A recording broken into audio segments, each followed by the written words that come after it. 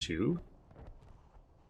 Hey, we're going to jump into a traditional draft of Core Set 2020. That means a best of 3 here. Sideboarding ahoy. And before we do, I wanted to thank my sponsor, Card Kingdom. You know, I went to Card Kingdom yesterday to meet with the guy I work with there, Kevin. And Kevin and I had a great conversation. It's always fun chatting with Kevin. A lot of cool stuff coming on the horizon for Card Kingdom that I can't tell you about, but I'm sure excited about. And as those things get rolled out, I'm sure I will be telling you about them. But love to see how busy Card Kingdom is growing their stable of content creators and their support of people like me. And if you want to support me and you buy physical Magic cards, basically the best thing you could do is to go buy them at Card Kingdom through my affiliate link down in the panels below. If you have tabletop Magic needs, Card Kingdom has you covered. And the number one thing that I recommend about just using Card Kingdom is the reliability and the speed. Just knowing you're going to get exactly what you asked for in the condition you expect it, or better. My experience with Card Kingdom is, oh, this card, I ordered a lightly played, and I think most shops would just sell this as near mint, you know. So they always over deliver, and that's worth every penny. So thank you, Card Kingdom. Check them out, and I think you'll be happy. Now, what are we going to get? Are we going to be happy with Pack 1, Pick 1? Not really. That's not a great Pack 1, Pick 1. Probably take it. I haven't really played with this, though. It's just feels like it's got a lot of setup. But it doesn't take much. You know, if this is a 2/2, I guess you'd be pretty okay with a 2/2 flying Death Touch. So it's not really a turn 3 play is the problem. Siphon and Boreal Elemental and Bite is actually a pretty good pack. It's funny, it has kind of a premier common at each color. I think your number 1 premier common in blue is the Seer, but Elemental is pretty darn good. And Howling Giant, yeah, this is actually a pretty stacked pack, I think.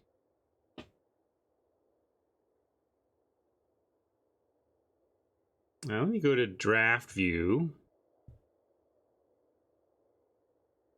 Yeah, one of the things that really leaps out to me about this situation with Boreal Elemental here over Embodiment is the fact that there's no other blue cards. It's really an opportunity to cut blue to the left, which is not as important as understanding what signals are being sent to you from the right. I never tried, I don't want to trick people into falling into the trap of overvaluing signals to the left, but I have said, and I stand by the fact that on arena bot drafting, signals to the left are more important than signals to the left in human drafts because the bots are more reliable. You can expect almost better picking from bots such that you can predict where they're going to end up color-wise, and you know that they're going to be very strict about their color choices once they settle on them. So I think probably the super grown-up pick is taking Embodiment because it's a fine playable in black, and it's also gems. But I want to try to leverage what I'm talking about here and take the Elemental, tie-breaking a very difficult pack with the capability of signal sending here. It's more of a consideration on arena than it is in against humans. So let's give that theory a try. Well, it's putting us to the test on it because, man, we have another pretty loaded pack here with Seer, the best blue common, Murder, and Lavakin Brawler, and Pacifism, the best white common. So we could take Murder, and blue-black control is fine. Seer follows through on our color cutting. Oh, man. I don't like doing science on the free-to-play account, but I think the pick is Murder, but kind of to prove the point, I kind of want to take the Cloudkin, and it also stays open. I mean, I think Seer might be good enough here to compete, actually. Let's do it. Since I'm talking about it anyway, I think you can make a strong argument for Murder here, but I'm going to take Seer on the cut good blue theory and see if it can pay off for us. Unfortunately, here we got to pass some, but I think we take another Elemental and then pass a couple of good blue. But there's nothing else here that makes me regret snapping up another elemental. At least, Seer, yeah, you got a great point, Snowshin. I think that's where we're at. Snowshin. You may be right. In a bow heavy world, Seer loses some luster, but at least it draws a card, right? You're not that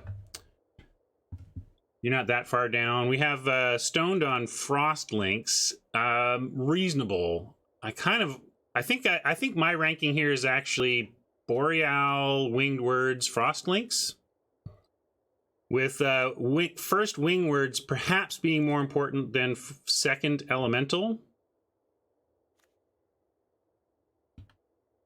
Yeah, chat may be starting to convince me here. I love elementals. I've won so many games in M20 on the back of simply landing / recurring some Boreal elementals. But card draw, there's nothing more demoralizing than someone drawing cards for 2 mana against you, and it just feels like you fall so far behind. So since we're early in pack 1 and there's chances for more 5s, I will take the Winged Words here. And look, see, we get another one right away. I can take the Thief, but we're going to keep this theory going. We're going to cut blue hard. Cut blue hard. See what happens. Well, gosh, we even take this here. There's nothing else here that makes me want to take something over this Sprite. So we're doing it. Links. Here's an amazing Siphon. Agonizing Siphon, though, maybe... How far do we push the science here, folks? We've got a Siphon. You all want you're ready for the links? All right. All right, I'm with you. Chat's deeper into this than I am. We're not taking a Crab, though. Crab doesn't even count. At this point, we would want a Blade Brand or the Burglar. Some say I never heard of ya, a rap burglar. No consideration for Cat with 2 Boreal elementals. Not with what we're doing here, Snowshin. Like, I have made some questionable picks so far in the science of staying heavy blue. Yeah, I think we passed a lot of great black. I would not expect black on the way back. But either of these are defensible here. What are we looking at in our 2 so far? We've only got this at 2.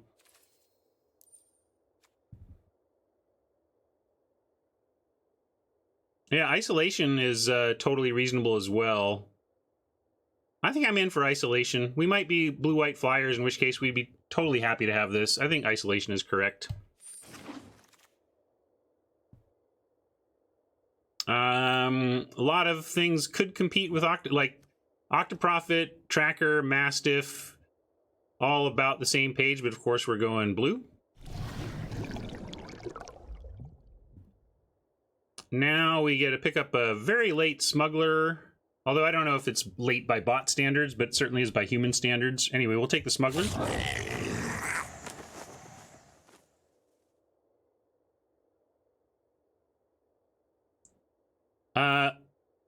Only Super Bowl 8.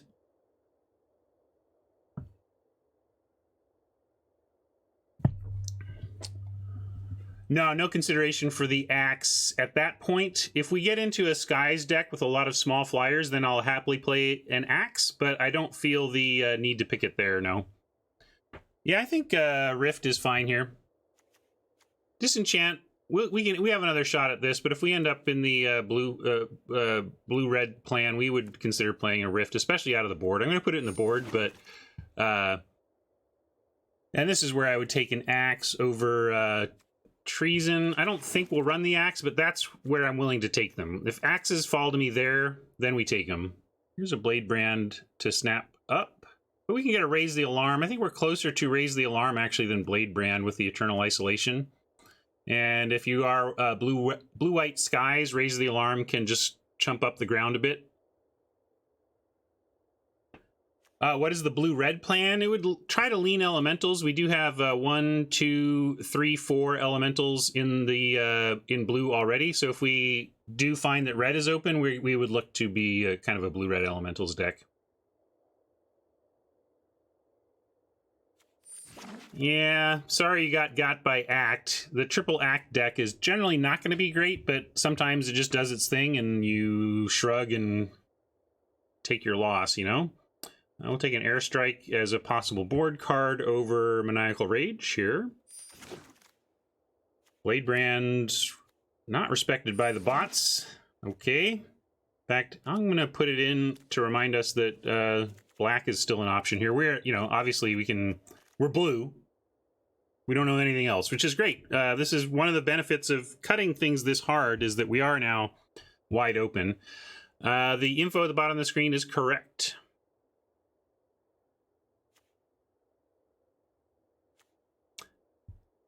I don't have to. I don't know how you shut off the styles for draft. Golos for some gems. Pattern Matcher. We have 2 Boreal Elemental, and we certainly expect to. We hope to double up on like Lynx and Seer, and maybe even a Sprite. So I kind of want to lean Matcher. Golos.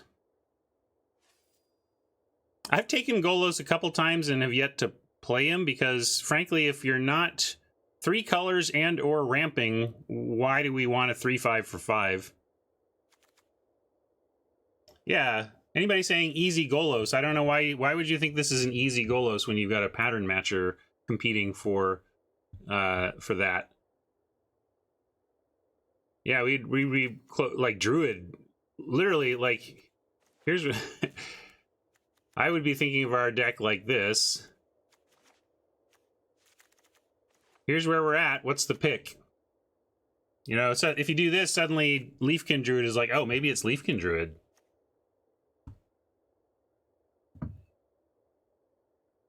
Definitely not taking Negate here. We can wheel Negate. I'm wondering if the Pattern Matcher wheels anymore.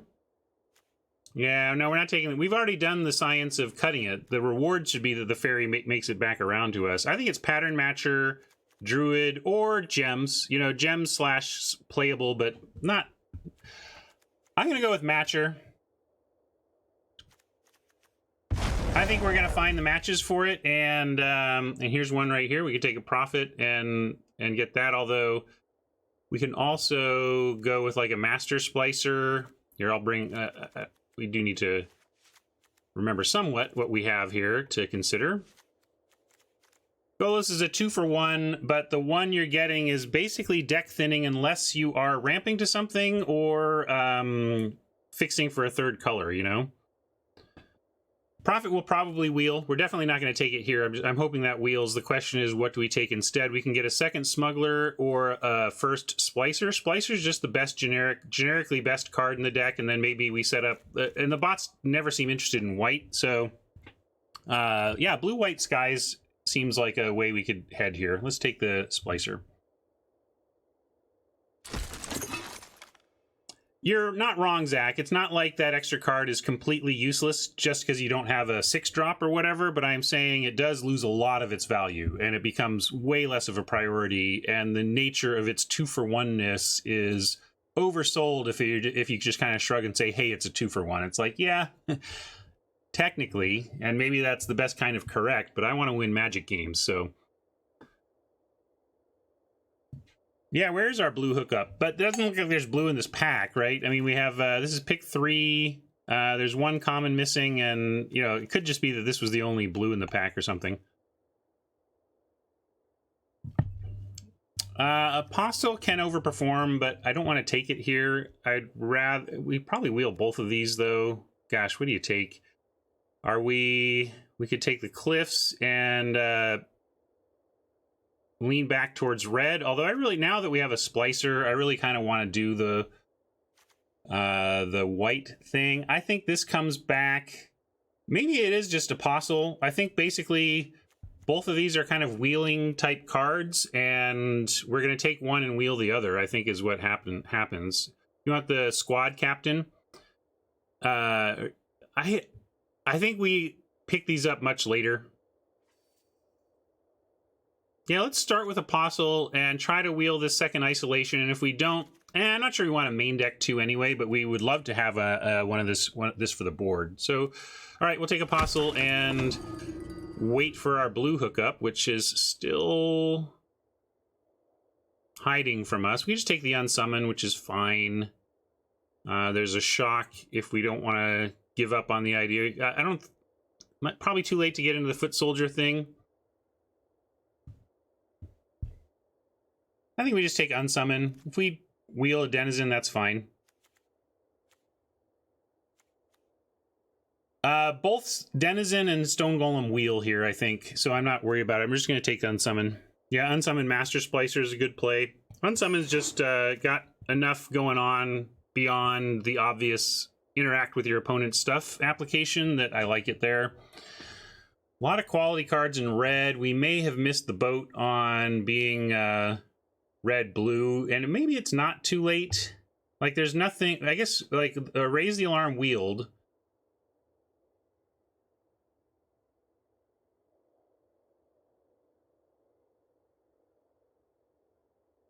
You jump into black for the altar? I don't think it's time to jump into black for the altar, and I'm not interested in fairies unless you show me the eagle. Show me the eagle!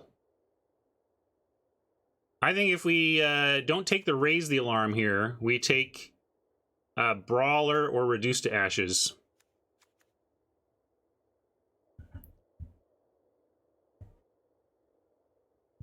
I think I'm going to take brawler.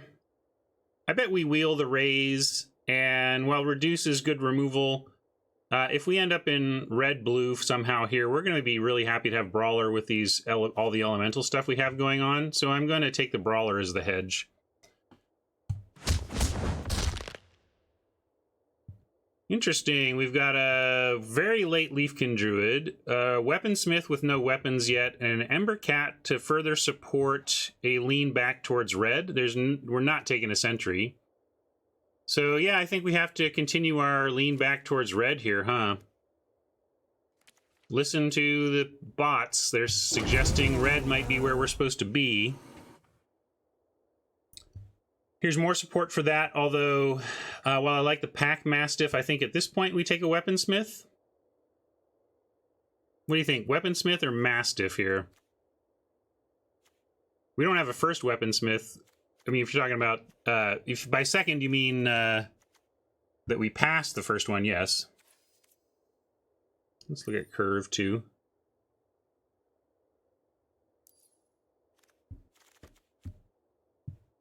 All right, we'll take Weaponsmith. We also might head back into white from here. We're not sure. Here's a negate, convolute, raptor choice, disenchant for the board if we stay white, predator for a doofy 6-drop if we stay red, but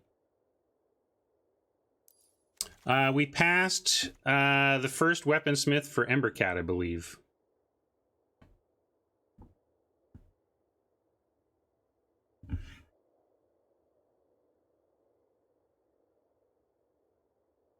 Negate or healer? Oh, healer? We're not taking this healer. This is best of 3. The bottom is correct. I just don't know if we're white, though. I kind of want to take a blue card because we know we're blue, and it looks like suddenly we may be leaning back red with the thing bots are sending us. Raptor, yeah, goes with the, you know, it's nice that Weaponsmith can cast a Raptor. You can also bring it in when the bow coast is clear. Yeah, we'll take Raptor actually, but probably in best of 3 out of the board if we can help it. Here's the negate that wheeled, but I'm gonna go and take the Cove. And here's a bow that came back for us, but here's a smuggler. Wow, smuggler bow for the Weaponsmith, or a second smuggler, knowing that we have a leaning towards red now and a pattern matcher. Really tough one. I'm gonna pull this one. Bow or smug?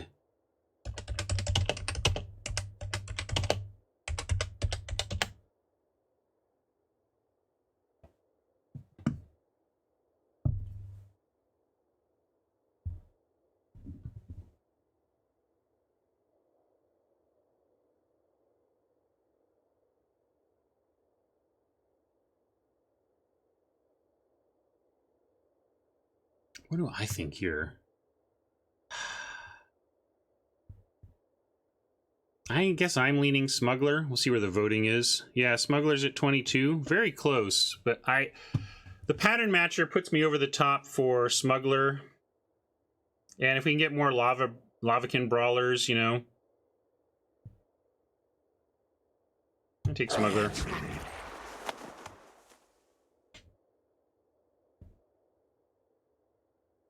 Here's a Mastiff, also good on that Smuggle plan. Uncaged Fury, not a bad pickup for this spot in the draft. I know there was a Golem there, but I'm not really interested in trying to play to Golem synergies. I'd rather just have a solid trick there. I mean, if the Golem synergies literally fall in my lap, okay, but I don't feel the need to prioritize something when we don't even know if we're going to be playing the Splicer. Certainly not rewarded for cutting blue, but I wonder if it's that we failed to cut blue or whether the packs failed to have blue cards. Hard to know which, Robert. Feels like there was just an absence of good blue cards, but it's possible we failed. A bot ended up... Like, what could have... You know, we had, like, one... So here's what could have happened in bot land with our effort to hard cut blue. We had one pack where there were 3 great blue cards. I think we were looking at... Winged Words, Boreal Elemental, and Frost Elemental, and we took Winged Words. Those 2 blue cards go down. If they were taken by bots that first picked blue cards out of their packs, like maybe they went, they found a blue rare and they took it, and then they also got one of those blue cards we passed, that could lock them into blue. Could have locked 2 bots into, like, we could get really unlucky. And if the bots downstream found a blue card ahead of us, and then each of them locked in with those 2 good blue cards we passed, we could have actually had 2 blue bots cutting us. So we tried. But we didn't get rewarded as much as we'd like. But we were rewarded by being super flexible about where we were in terms of second color. And now we have... I feel like we're in a good seat. Like, we found that red is open, so... Can I give you a fun fact? Oh, on the spot for a fun fact. I have a hard time just bringing up fun facts, but if you come up with a topic, then probably fun facts are more likely to spill from my brain.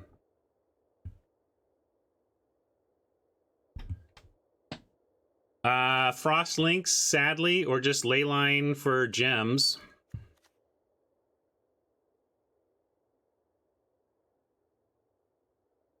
I think if we take Links, we wheel Bow.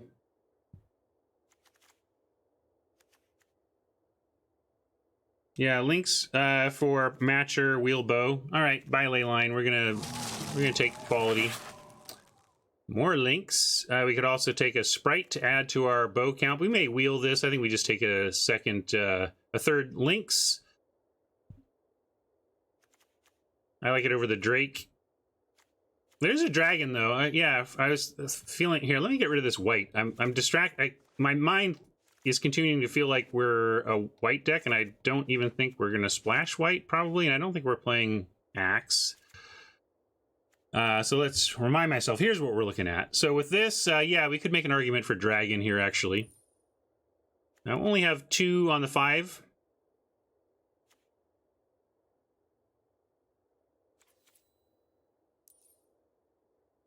I'm going to leave the Cove now as a reminder that we could splash, but I just wanted the white spells. Yeah, we have a pattern matcher, but we also already have 2 Frost Links. Not that it doesn't hurt to... It's fine to have more towards that, but we don't need to be a slave to our pattern matcher in terms of our picks, and I think Rapacious Dragon is just good. I'm gonna take a dragon. Then it does, you know, with Tranquil Cove and Dragon, then we do get where we can kind of splash anything. Here we get another kitty. Not to pass a murder for it, but a kitty's nice.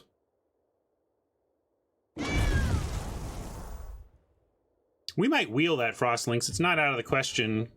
I think blue has just been... We're just failing to be rewarded because the blue hasn't been in the packs. I mean, we'll take sleep, but it's kind of sad, right? Here we go. See, this is what I'm like. This is the kind of hookup I was expecting. It's a 4th flyer at 5, but I think we can just be done there. And I'd play 4 5-mana flyers, especially if there's nothing really else going on at our top end. Act of Treason. When are we bringing it in? Explain to me what happens in game 1 that makes us say, okay, this is where we bring in the Act of Treason. If we do that, then I can take this, but here's another... Oh, we're not doing white anymore. I guess we just take the negate. Yeah, Dracuseth, so you really want to take an Act of Treason off to deal with one possible rare? See you, Zach.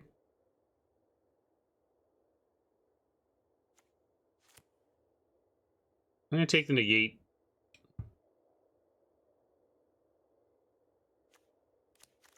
Like, I just can't... Maybe we'll wheel it anyway. I can't see bringing in Act of Treason. I'm going to... I can't... You've given some good answers to my question, but I still don't see it as happening frequently enough to justify that being the pick there, I guess is what I'm saying. Take another Raptor, and then if we do decide they should come in, we have a double Raptor for the pattern matching. Yeah, Apostle on the splash, but I don't think we're splashing a 2/1 pro black even if they're playing black. Like, I wouldn't bring that in because it's not really devastating against that color. Depends on how they're trying to win, I suppose. If they're trying to win with black creatures on the ground, then you're right. Like, it would be fine. It would be fine. We'll take a Convolute here. And here's where I could be down with an Act of Treason. We could also take a Zephyr Charge if we want to, but I don't think this is, like, our big stuff naturally has flying, and Brawler, Aeronaut has flying, Brawler is smuggled, so everything is either smuggling or flying anyway, so we'll just take the Act here. Yeah, and we can play Bird Grabber, but...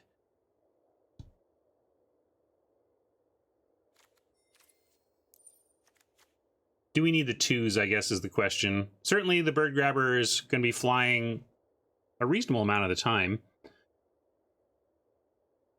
Yeah, actually, I guess Bird Grabber is a little more appealing to me than Act of Treason.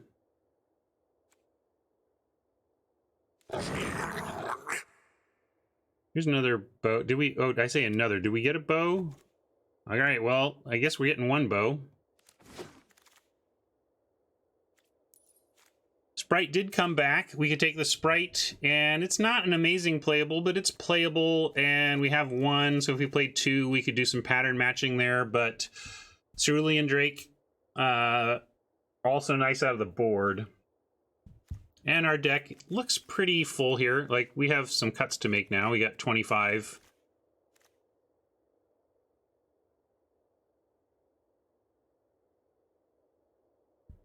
All right, we'll take the Drake. Coulda, shoulda, woulda. Fighting Walloon. Do you see what we got instead? We got great stuff instead, is the thing.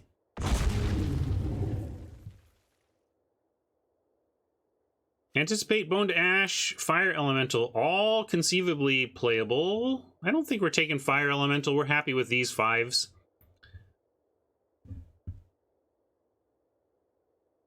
Logan wants a Disenchant for the board, but we're no longer main white.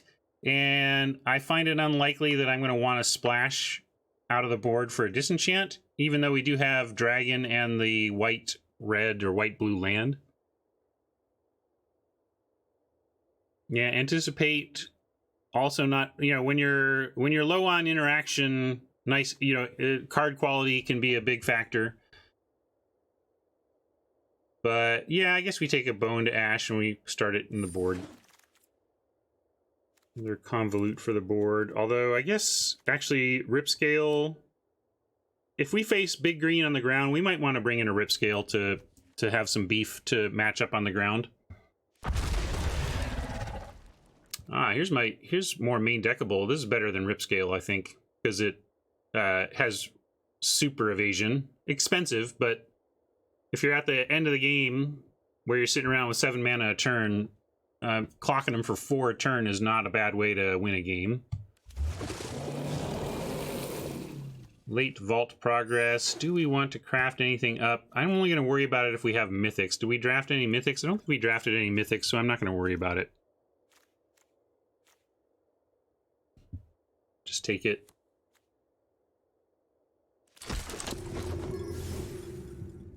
Heck, did we draft any rares? We were very, very not gem drafty this time. The thing with the rare drafts for gems, it's an interesting discussion and interesting to try to figure out where that line is.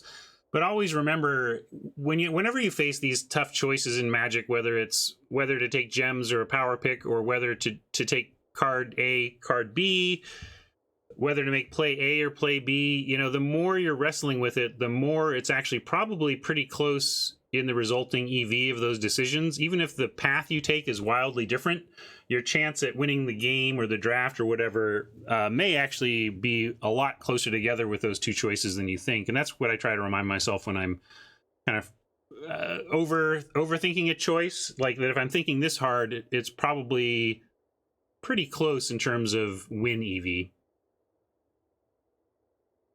One bow, one weaponsmith, and convolute is what Blackmore would like to get rid of. Let's take a look at our numbers first. We got a ton of creatures, so we might want to focus on ditching our worst creatures as opposed to our non-creatures.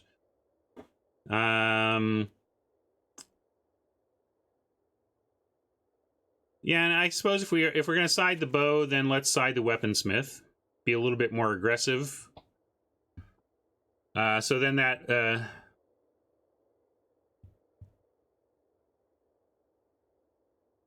yeah, we can consider Bone to Ash in the main, but then we have to figure out what we're not running.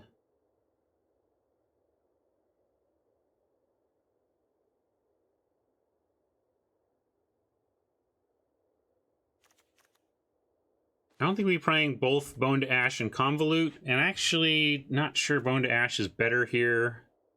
We have we have 1, 2, 3, 4, 5, 6 cards we're happy to cast on curve at 3. We don't need Serpent, I suppose. Yeah, good call. Devore. Like, this is what we would play if we didn't have this going on at 5, but we're going to win with flying elementals. That's the plan.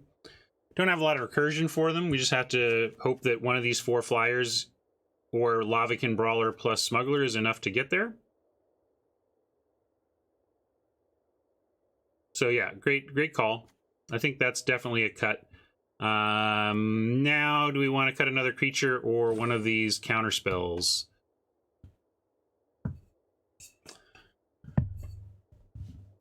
Maybe we cut Aeronaut as also not really super relevant to how we're going to win. We get our flyers with bigger butts doing the air work, and we save the 4s for what I think are... Yeah, we don't have much removal. We have sleep paralysis, we have combat tricks, we have temporary removal, but we don't have any hard removal. We got into red in the second pack, and then there was no... we really didn't... We weren't ever really presented with removal options. But I think I like this.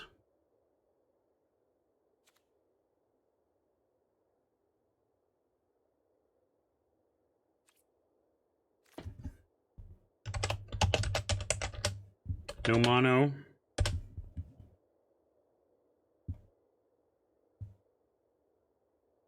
Yes, we passed Reduce the Ashes, but for a Lavakin Brawler, and I still like that pick. I mean, would we trade a Lavakin Brawler for a Reduce to Ashes right now? Probably. I think because we ended up with literally nothing, but we didn't know that at the time. So, I mean, what I'm saying is I stand by picking Brawler over Reduce in the context in which we took it.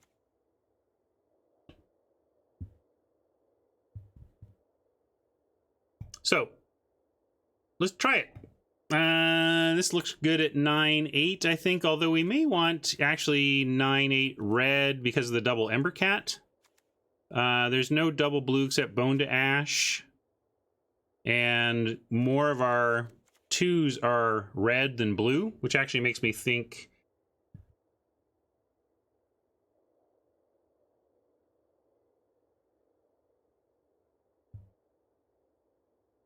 Profit for Aeronaut? Is there something in the board you're talking about?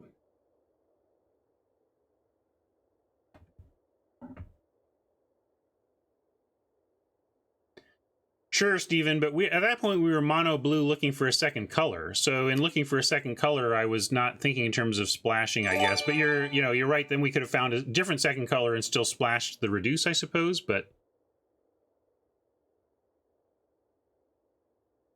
oh, you want to swap out Octoprofit for the Aeronaut? You think Octoprofit is worse than Aeronaut? Yeah, I kind of want the Profit.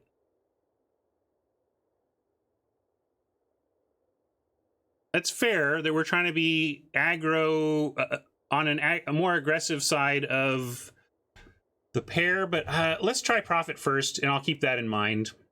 Let's think about which we'd rather have. If we draw Octoprofit, we'll imagine that it could have been Aeronaut and get some data points on what we think we might have been. But I'm just trying to figure out which, well, gotta put the correct lands in and then decide whether we're mountains or... Mountain or island in terms of where we're 9.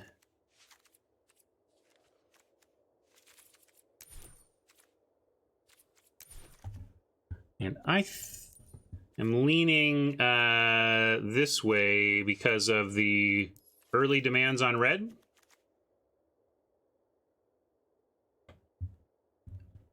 No, I don't think Aeronaut's better than Pattern Matcher. Steven, we have 4 targets for matching patterns. That's amazing. We're totally going to 2-for-1 when we cast this. Like, probably 75% of the time we cast this, it's going to be a great 2-for-1.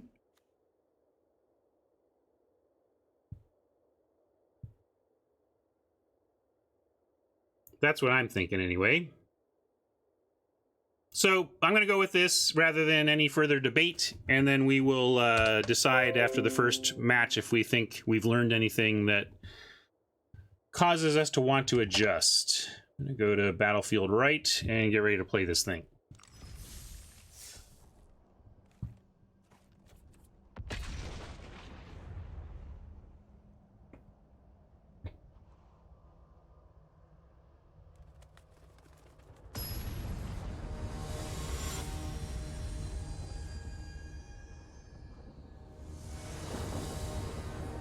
You're not alone, Steven.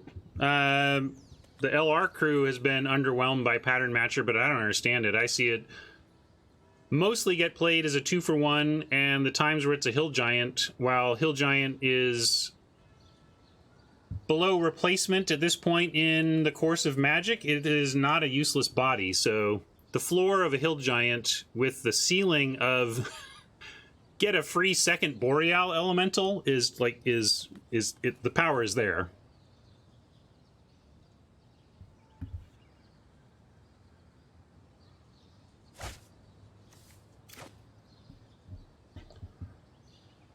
Well, I can't mull this. We're just gonna hope we find what we need to get to these elementals. Oof, so much for pattern matching elementals.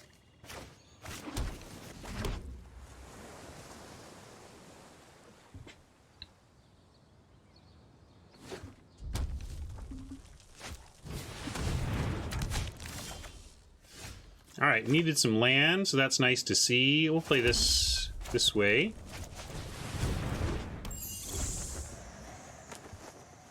I mean, Pattern Matcher is not 100%. No, and I think you have to have the discipline to run it out there as a Hill Giant when you don't have the upside.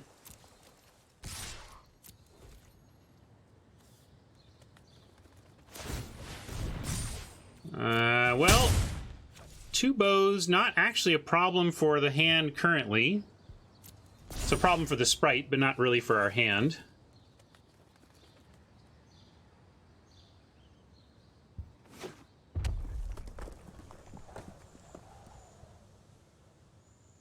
With black and bows, I'm expecting some Well, we're just gonna let that happen. I don't want to save a thing that can die to... I'm surprised they're using removal on something that can be killed with their 2 bows, but we'll accept that. Hope we find a land on top here. Yeah, we'll do it this way. Maybe the Seer should just go to the bottom because of the bows, but they don't have creatures yet. And we would get the card out of it. What do you think? Do we bother keeping the Cloudkin Seer in the face of the bows? It still draws a card. We could unsummon it in response to the... You know, they might go out of their way to try and get it. I'm not sure. The floor is pretty good on the Seer, right? You at least get your card back. Steven wants it on the bottom.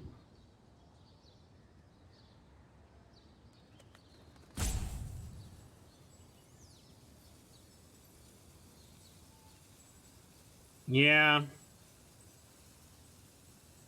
I think I'm going to actually bottom it. We have 3 big element. We have our plan for the upcoming turn. And I think with the bows, we can't just expect... Like, if Oppo gets no creatures going, fine. But... Yeah, it's kind of like we're just skipping to the other part of drawing the card. Because here you go. Boom, now it's got a... we got an Aerialist with a bow, and it really wouldn't have done much. I mean, we can sleep paralysis, I know, but I'm going to give him credit for being able to play a creature that lives at some point.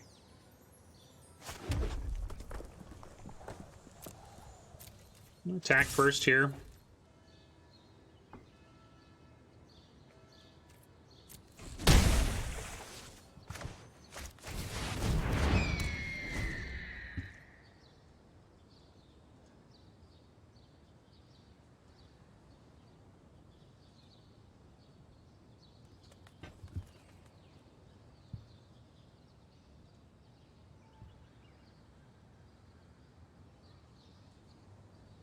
Well, if they got something like a shock, you know, they can hook up the other bow and pay 3 to shock the elemental and kill it out of the sky.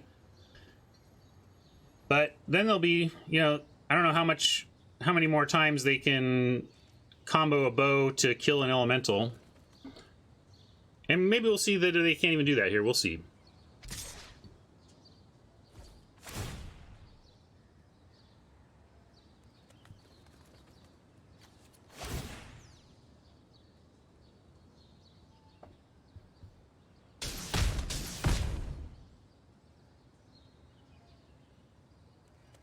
Steven says, I think we might have been able to kill them before they really got their feet under them. Like, if we had kept the Seer, we would have been able to kill them before they got their feet out from under them, but because we didn't, we're not going to be able to keep their...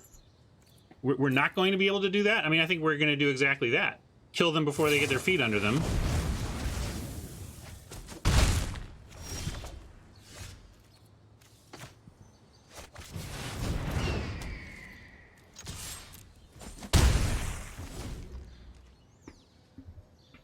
I mean, that's fine. It was a 1-for-1 for them. They effectively traded 3 mana for a 5 mana creature. Is Card Kingdom the Mox in Seattle? Yes. It's like...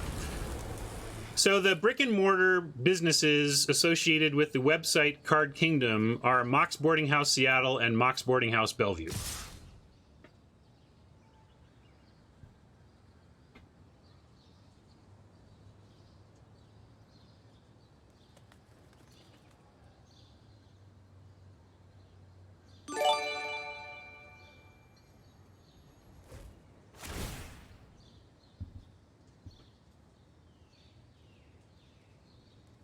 You can also look up Cafe Mox to get the cafe side of the business at Mox Boarding House Seattle. All right. Well, they can't target the elemental because it has a targeting tax, so we do get to eat a creature. We're going to eat a token and not the actual creature because of graveyard recursion stuff. Looks like they're trying to race. I'm fine with that. I think we have the tools here. If we could draw a land, we get Boreal with Unsummon at the ready. That would be nice. If not, we still get Boreal or Paralysis plus Unsummon or Smuggler plus Unsummon. We got a lot of options here. Ooh. Oh, maybe they thought they were going to target it and are trying to now or something. I don't know what they're doing, but maybe they have a Disfigure. But if they had Disfigure, they could have... It wouldn't have mattered whether I blocked or not. Ah, Bone Splinters could be, yeah.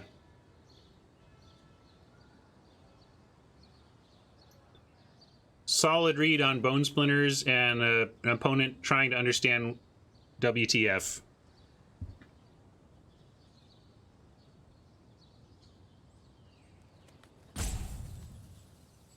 That read makes me want to try and play next turn with an Unsummon available. Yeah, good comment, Steven. The bows are really not doing much for Oppo and can be a big letdown in some matchups, some games, and they're definitely being a letdown for Oppo here.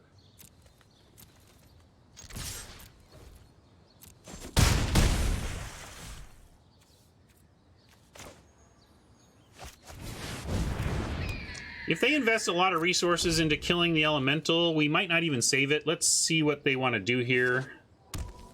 But I think if they go for a Bone Splinters, it's hard not to just save it. We could also, like, send back the Aerialist, that kind of thing, because then they would be unable to cast the Aerialist. Not all opponents are super experienced Magic players. We have a player here who clearly had to read what was going on with the Elemental multiple times. So much so that we have a pretty cold read on Bone Splinters being in their hand. See, I just think this is a newer player, but let's see if here's the thing, we just let that happen and then we win, so that's fine.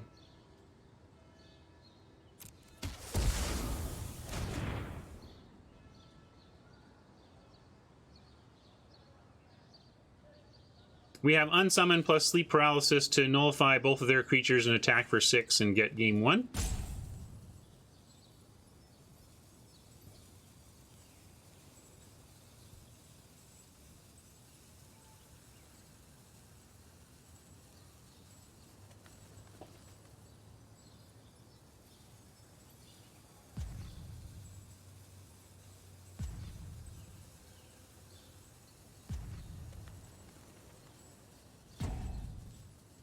Dr. Snuggles doesn't know they are dead.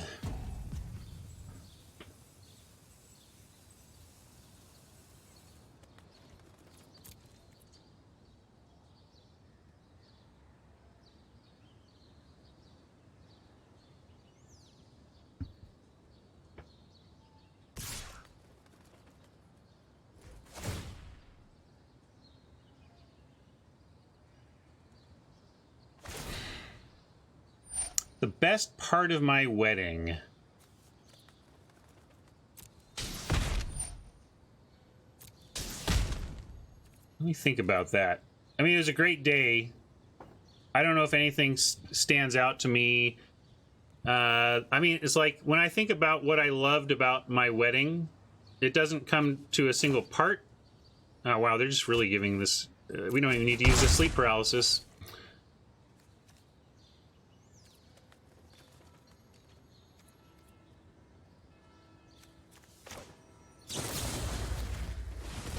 What I loved about my wedding was that we took the approach of... Our philosophy of our wedding was, what matters is the people. Like, what's important about a wedding?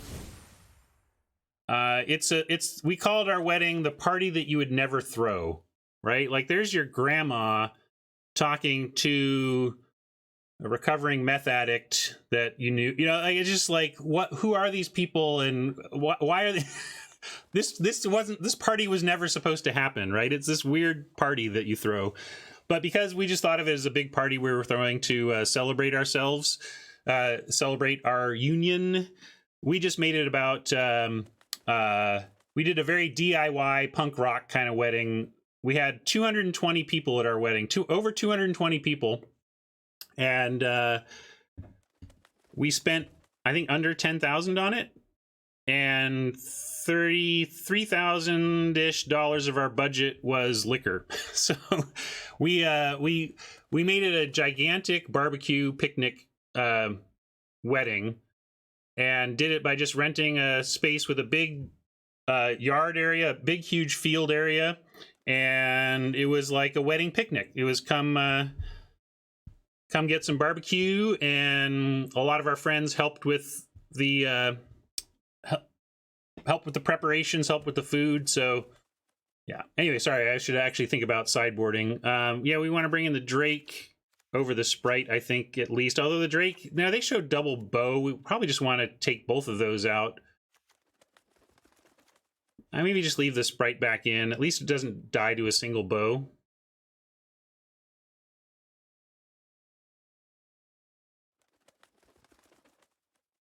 All right, I'm running out of yeah, airstrike.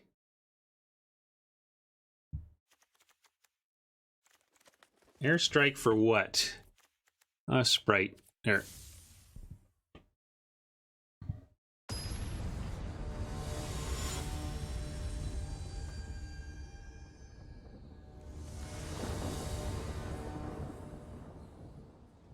Fury is a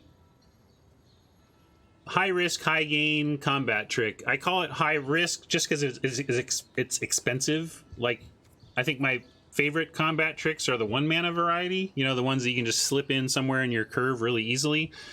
3 mana is not easy to just leave up and slip into your curve, but it has game winning potential, yeah.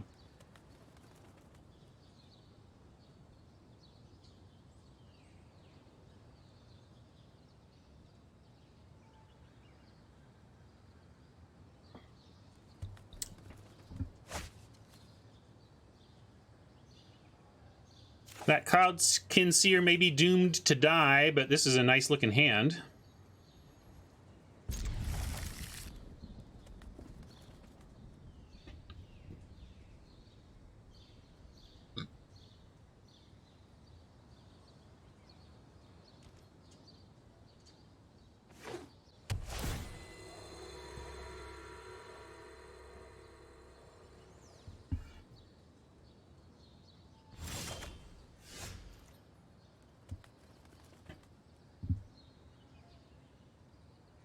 I don't know, Mama. Mama says, did anyone see the Eldraine cards that look like storybook pages? Wonder what that's about. No, I haven't, but I will say it's not...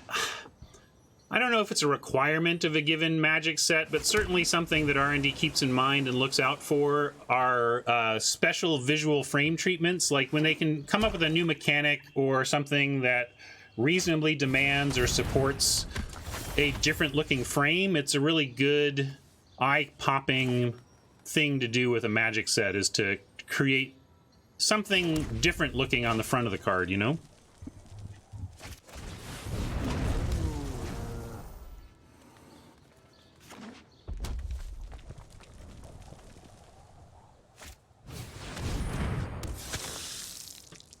Yeah, it could be a return of Sagas. I know they really liked the Sagas and how they ended up playing out.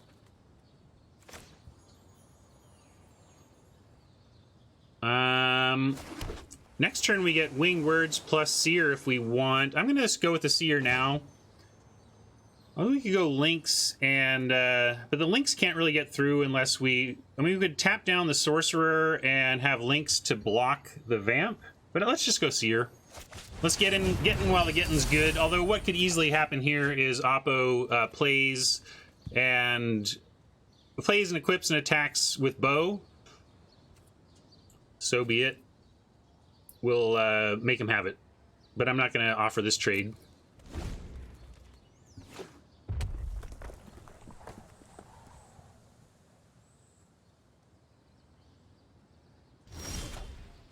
All right, that's good. No bow, no snap bow.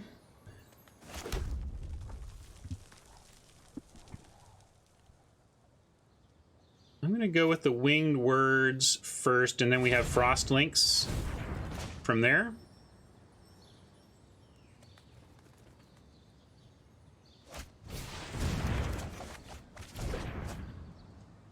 And we'll pin something down. I guess, oh yeah, it's true we gotta watch out for Flame Sweep. Maybe I shouldn't play into it. Right now they're losing their Vampire to a Flame Sweep, so it's not the worst. We're gonna go for it. This could be 2 for 3. But we already drew a card off the seer, so even if they, like, play a Flame Sweep here, we have not been blown out. So it would be the worst case scenario, but even the worst case scenario here is not a blowout. But it seems likely, since they have 3 cards and didn't cast anything, it feels like that's what might be up here. Yeah, we're gonna tap the one. We would tap the 1/3 with or without Flame Sweep because we want to offer the links for the Vampire while we're winning through the air. And then if we trade here, the Octoprophet actually wins on the ground. Right now, the Octoprophet would trade on the ground. Yeah, it could be double black. This is crazy. They're playing... Maybe they're just playing a half-color Temple, which is totally fine, but if they're actually splashing white, they should definitely not be playing that Field of Dead. All right. If I had to choose a murder target, that would be it, unless they have taken out their bows, which seems unlikely. Here we could profit, but we can also smuggle Bird Grab.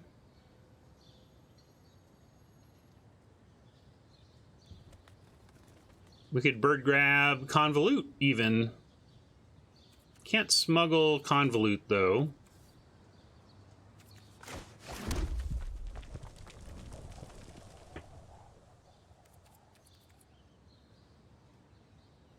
Also, where the Firecat is perhaps beyond its point of usefulness, we could just attack with both, let them trade if they want. The Firecat's not producing relevant mana for us. Our curve tops at 5, and we have 5 land on the battlefield and 2 in hand. So actually, I think we attack with both, and then play Bird Grabber and keep up Convolute. That's my plan.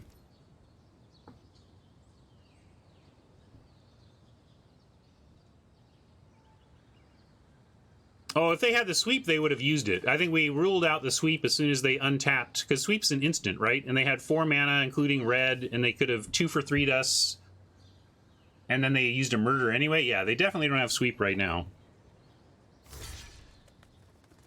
But it was reasonable for us to consider it and consider playing around it.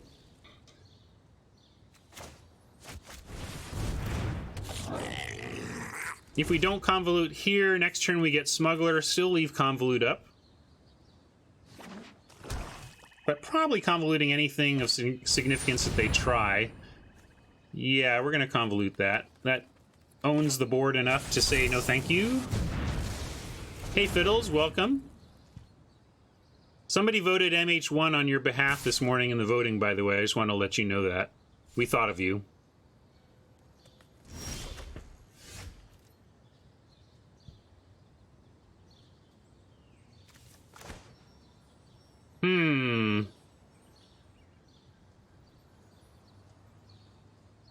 Smuggle gets one of our creatures through, but I think I actually just like Octoprophet here.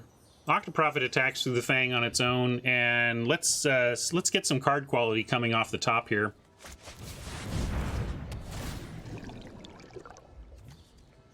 Yeah, these are... The kitty is at least a spell, but it is not what we're looking for here, so we're going to send that down.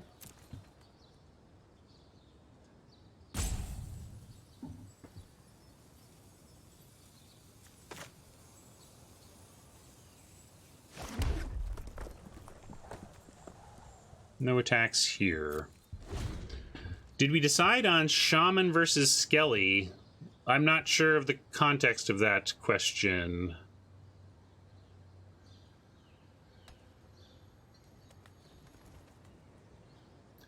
Prophet and Aeronaut seem similar here. Like, Aeronaut is nice, it flies over, but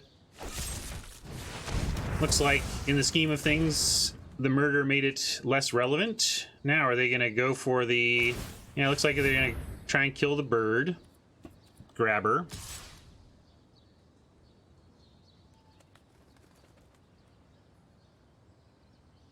But if this is where they're at, it's not bad. I don't even know if we use the airstrike on the bow right now.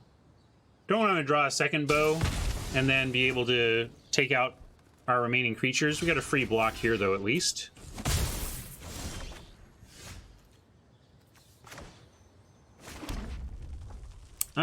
With the Boreal, I am actually gonna not bother with the airstrike right now. Yeah, they might draw a bow and take out the links, but is that so bad? Like, I would kind of like them to draw a bow. They can have the links if their top deck is going to be a bow.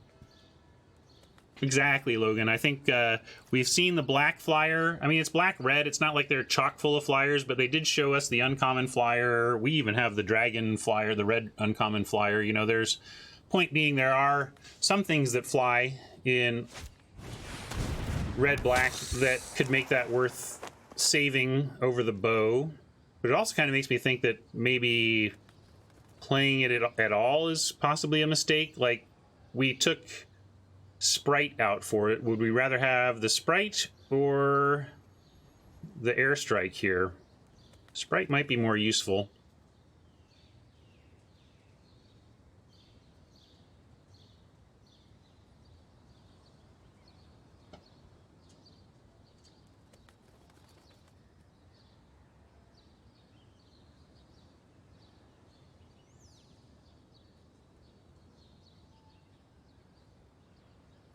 Oppo's tanking. I'm not sure about what here.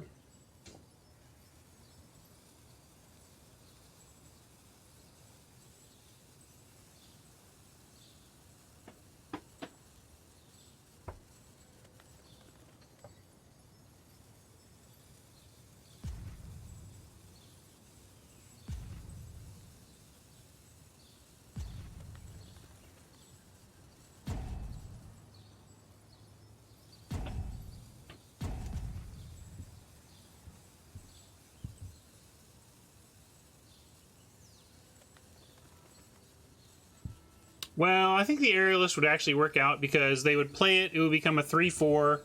We could attack with our 3-4. They would probably try and make them bounce, and then we could kill it after the fact. Yeah, maybe they disconnected. I don't think they would have... This doesn't seem like a rage scoop kind of situation. Maybe they just did lose their internet or something.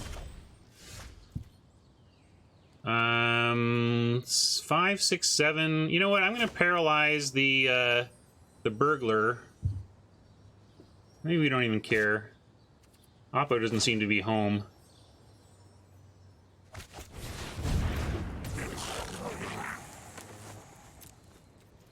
I'm just gonna attack, and we'll play it conservative. It feels like Oppo's disconnected anyway. I think we're just gonna get this game on time. But if I can answer the blood burglar with our frost links, that's preferable to me than using sleep paralysis on it.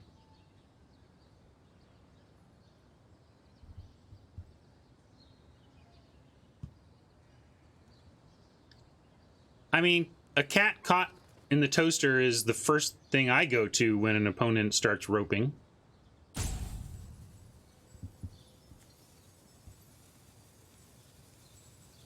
Well, if they show us a smuggler, then we'll go ahead and lock down the burglar or the smuggler with the paralysis. But right now, I don't think we need to. Right now, I think we're waiting for this disconnect to produce a match win.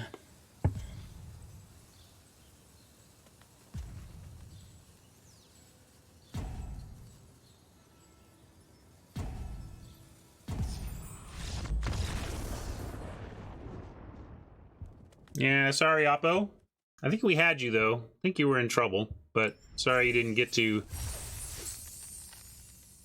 be taken to 0 as Garfield intended.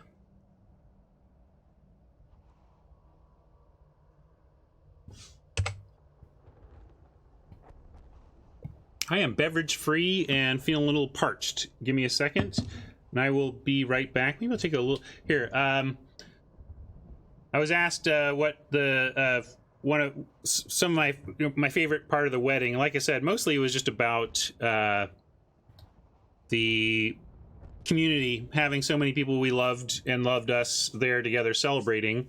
We can talk bannings and unbannings later, but one moment that jumps out at me, you know, many of you know that I'm a fan of the band Fish, and they're one of my favorite bands, but anybody who also watches this channel knows that to try and just pigeonhole me as a Fish fan alone is nonsense. I have a broad love of music and deep love of music in all genres and places. But as a surprise, my wife is not into Fish. She doesn't like them particularly. But there is a song that she really liked that she surprised me with at our wedding. And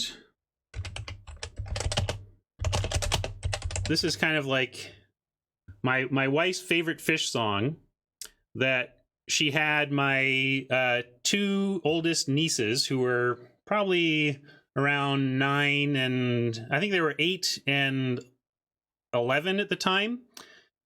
And so my 8-year-old and 11-year-old niece surprised me by coming out and singing this song to me on my wedding day. So you can listen to that while I go and get a beverage and take a short break. Be right back. And Sophia and Aaron, who sang that for me. All right. Back in.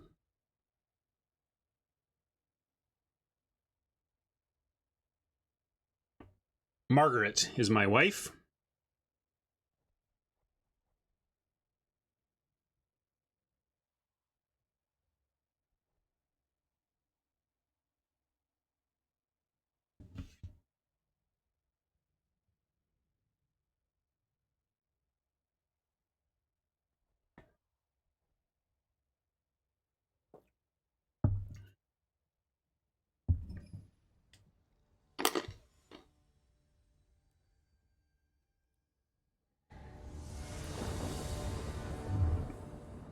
She likes word games and spatial awareness, you know, kind of Tetris-y style games.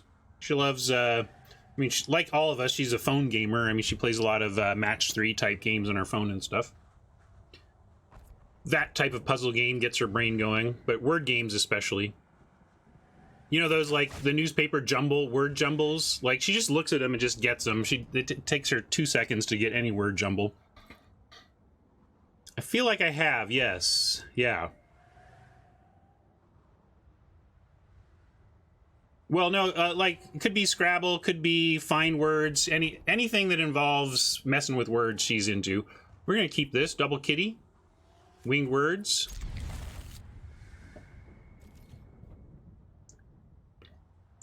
Oh, that's why I know of it. I don't think we have played that, but that's where I've seen it now. I've browsed that game at Card Kingdom, at my sponsor Card Kingdom. I have looked at the game Anomia on their game shelves. Yep, we have Quiddler on our shelf. She just is not much of a gamer. Like, if we play games, those are the type she likes. It's just not how she wants to spend her time.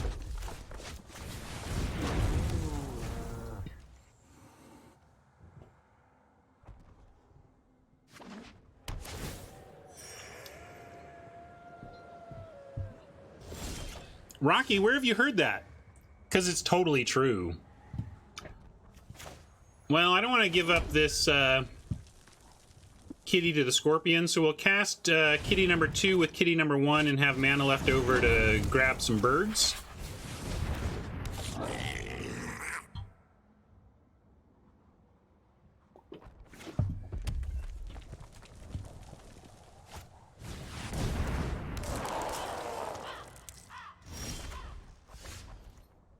All right. With no interaction, or with no removal, we're basically, if we ever are going to attack on the ground without unblockability, it's going to cost us a creature. I kind of want to hit our land drops, but there's an argument for smuggling and just attacking. maybe we go for wing words and then just see what we draw and decide what to attack with after that. You just want to grab first. But I think if we're... Hey, thank you, Crime Thought. That's one of the things you can do to support me. If you're going to get some physical magic stuff anyway, get it through my affiliate link at Card Kingdom. Yeah, I think we just words here, though, right? We're not going to save Convolute. We want to find land. Let's words. And then offer up at least a bird grabber, if not an Ember Cat. Like, we have the mana now. Yeah, I'm just going to jam with everything. We've unlocked our hand in terms of mana. Let's just go.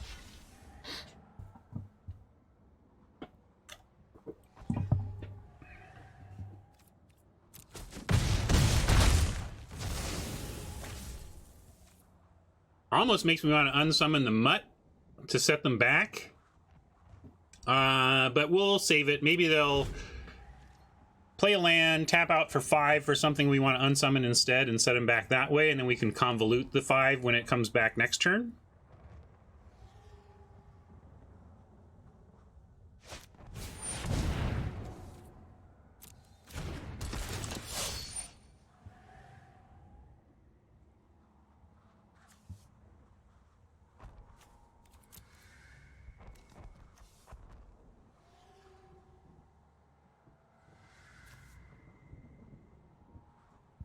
Somewhat perfect, yeah. Although, yeah, we'll do it. We basically bounce the rider, set him back this whole turn. Nice, and then we get Mastiff plus Convolute.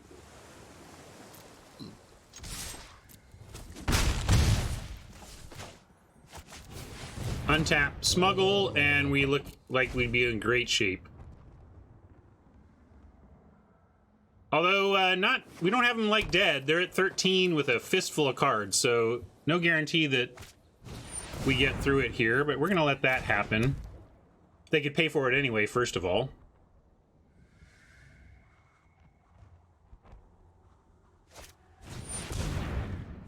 Ah, even better. Convolute target, that is.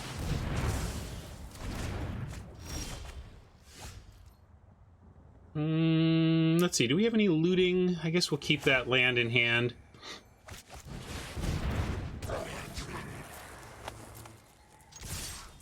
What I really like about that sequence is that it left the Mutt tapped, and so we're getting in for the clean 8 here.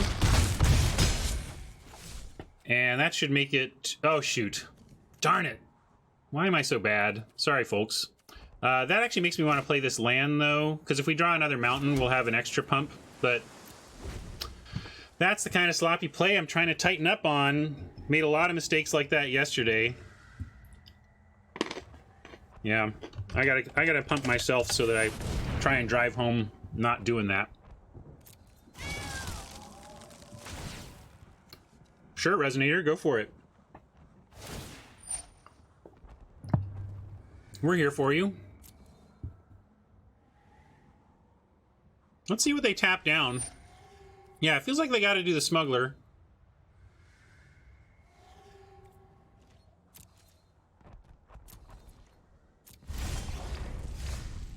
We'll go ahead and we get a dragon that should finish this off, but let's see. We go. If we attack with everything, they probably block both. We can actually dragon and make the bird fly, though, right? So, yeah, let's do that. Definitely making the bird fly, so that means play the dragon now.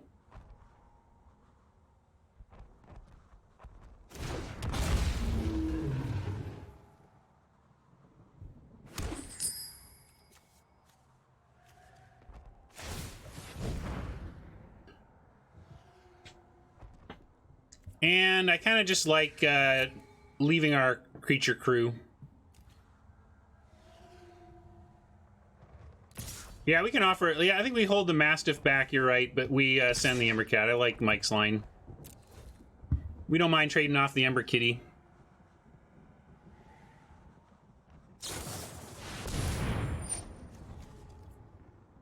All right. Dead kitty. But they are still not winning. We're still winning next turn unless they answer our Air Force. And the Smuggler. Basically, Bird Grabber Dragon is lethal, and Smuggler Mastiff is lethal, so they've got 2 lethal combos to break up, which seems unlikely. But maybe they've got Flame Sweep or something that... and then something for the Dragon, I don't know.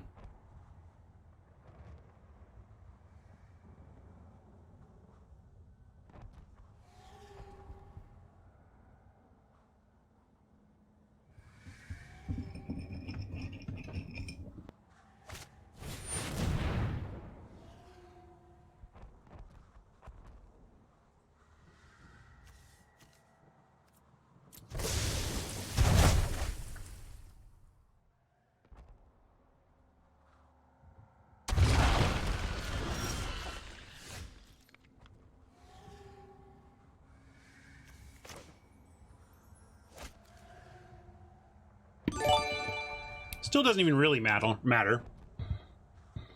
We can smuggle a Smuggler. We can also just Dragon. That gives us 3. Then we can smuggle. Or maybe we Dragon Mastiff, and then Smuggler and Dragon represent lethal threats next turn. Yeah, I got there.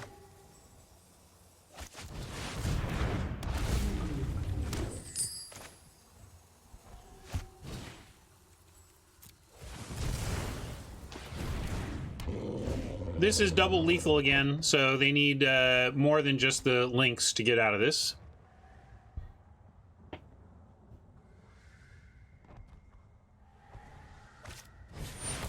Not enough. That's basically scooping.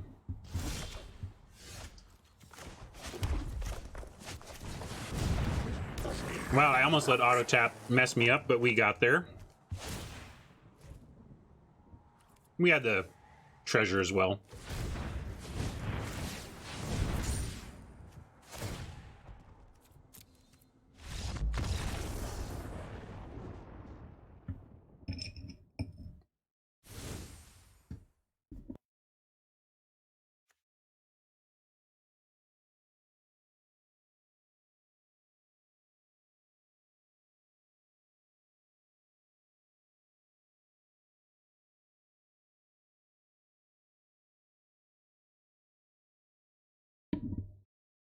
All right, blue-green with some big stuff on the ground. We could bring in a Ripscale Predator to do some matchup on the ground. Although it's still not big enough to deal with a 7/7 by itself. Let's see, what did we see as the negate targets? I mean, they had the Flood, but everything else was... They had the Flood, they're doing the Season of Growth. Trouble is, Season of Growth is a cast trigger on the card draw, so it's not like negating the combat trick or whatever prevents the card draw. So I don't love the negate. No, I don't think the Flood was a problem for us. We won pretty handily through it, although it was pretty nice that they got to drop a free fatty. My thoughts on the bannings and unbannings are, I don't have super big opinions. It seems like the Faithless Looting ban was a long time coming and pretty expected. Yeah, it's just that countering tricks is maybe not the best, but like, what do we take out? It is interaction, and we could maybe go for a negate instead of a convolute. I'll try this. I don't know what Rocket's on about. That was a child opening their door, not someone at the front door. I think Rocket's acting like there's a ninja at the door.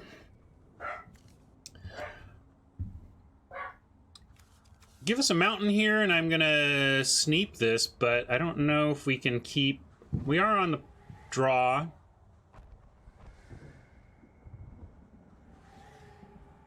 I think we got to mulligan this, though. Yeah, pretty gross, but okay. If we can avoid land, we should be fine, but prone to flood here.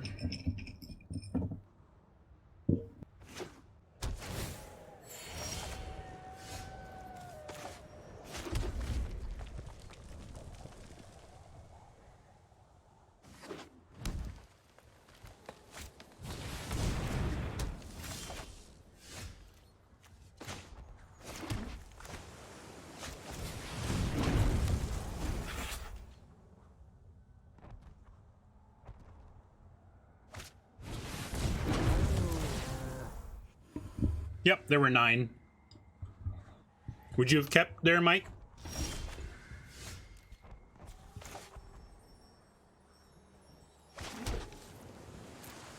I'll suggest a trade. Their elementals are better than our elementals. Hopefully we find something else to do on 4 besides matching a pattern, or failing to, rather. But if we have nothing else to do... Oh, we do, though, because we can cast Boreal. Here we go, much better. This is what we wanted to do. Power out a Boreal, and then I guess we can attack with 1 first. Looks like they're stuck on land.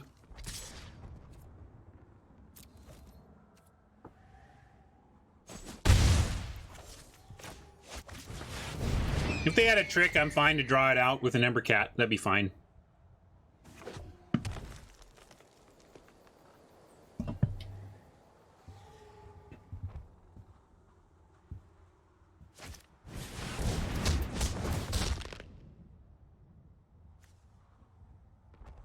Well, Stephen, we got lucky and drew exactly the thing we needed for it to be good, but it was almost just a hill giant.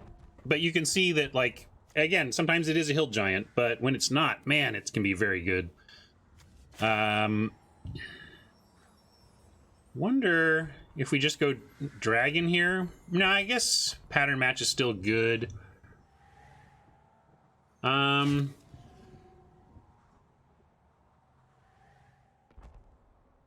Both? How are we doing both? We get... I don't think we have enough mana to do both. Close. Not close, but a couple short. Yeah, if the dragon was an elemental, that would be sweet. Yeah, you're right. We should match. Well, there's 3 elementals, so we're even good if we draw a second elemental, but I like the match here. That's true. We could have gone dragon for pattern and boreal next turn.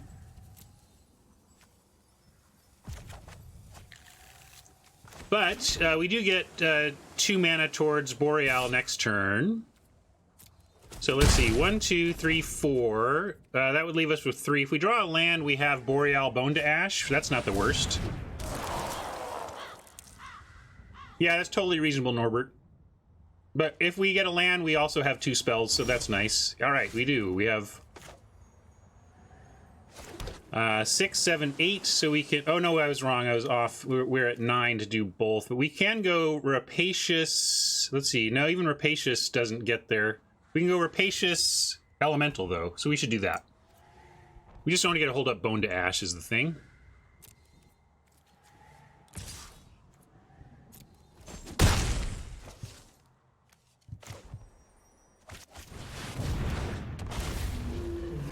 But this seems like a perfectly reasonable 2-spell turn. You like holding Bone to Ash? I like putting 9 power of flying in the air myself.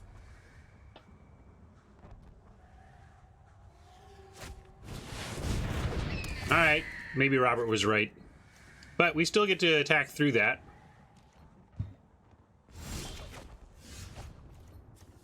Profit, we'll take a look at... Well, we can just keep Bone to Ash up here, I suppose. Let's see. If we swing out with everything, just swing with everything, they've got to go eat... they could go eat. Let's say they go eat, and we get 3, 4, 5, 6, 7, 8, 9, 10, 11. They can't. So yeah, we're going to attack with everything. Just making sure that even their best block, the eat block, is not good for them, and it's not. So we swing all.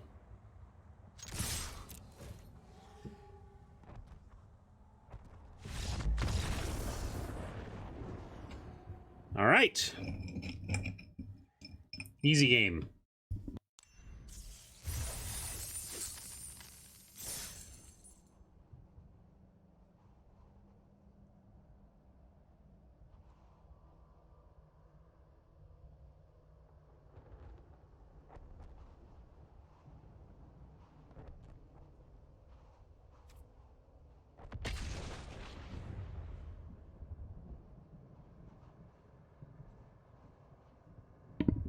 Yeah, Oppo is not dead, but they decided their time was worth more than their chance at winning that game, I guess.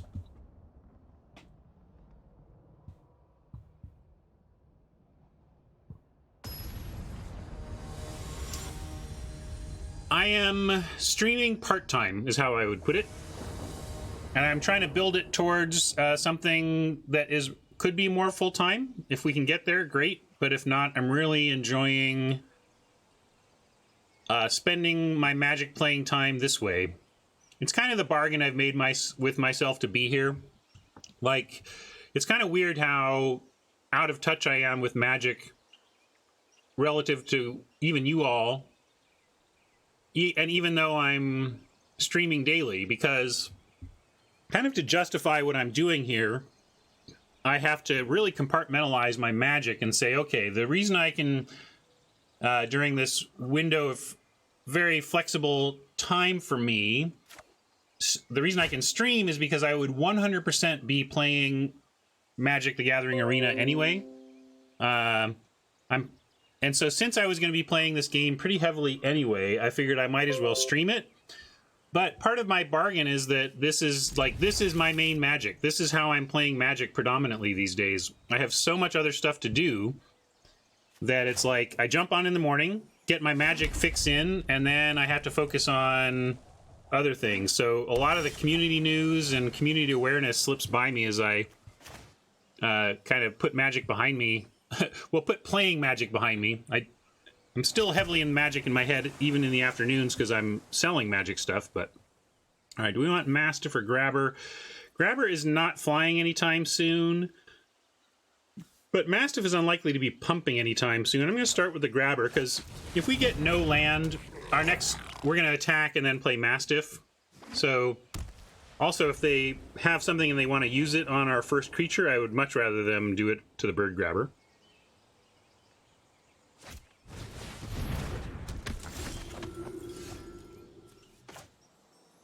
James, go stand in the corner and stare at the corner for 5 minutes, please. That is your punishment.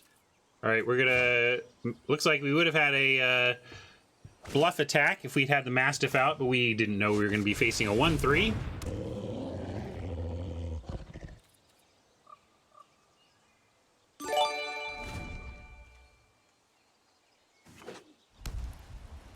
How do I manage my card inventory?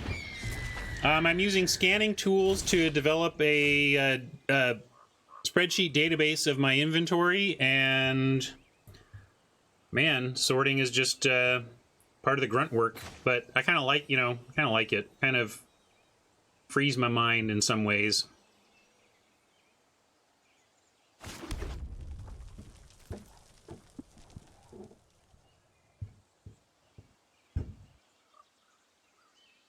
I mean, what's your... I can use that spreadsheet and then upload stuff to sell on websites and stuff. I don't know what you want me to... I don't know what I'm supposed to do about that.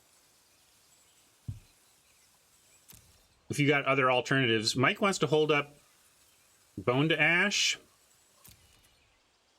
I'm going to send Mastiff at least. They don't have good blocks.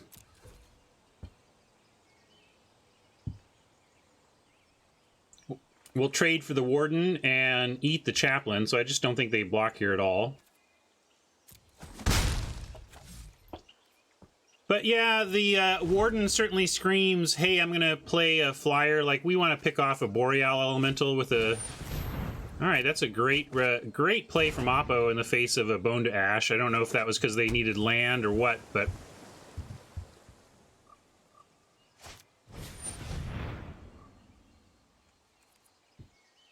I guess we have to counter it.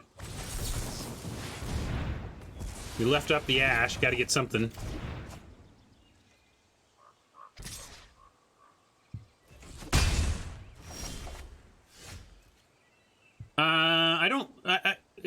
I leave a little bit of empty space in the boxes, but it's not hard to just move an entire row. You know, if I got to make an entire, like, let's say I got a 5,000 count box, I can just chunk a couple over. It's not a big deal. Also, stuff is coming in, stuff is going out. It goes both directions. All right, now we are probably just gonna elemental ourselves here. Although we could wait till next turn if we have another land, then we could bird grab into the air. Let's start with an attack, though. They're not going to block again the chaplain.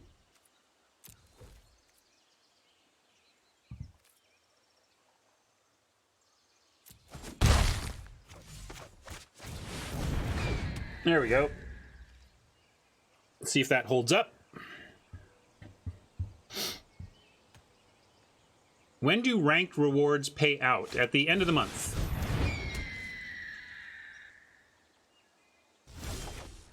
How would that change if I had 100 boxes? I'm still not sure I understand. Well, maybe we paralyze the elemental here, although we can't do it yet. So I guess this turn we go Seer into Words, and we look to potentially paralyze next turn. And Mastiff can still attack. We would go ahead and double pump the Mastiff if they want to block with the elemental. So let's start with the attack.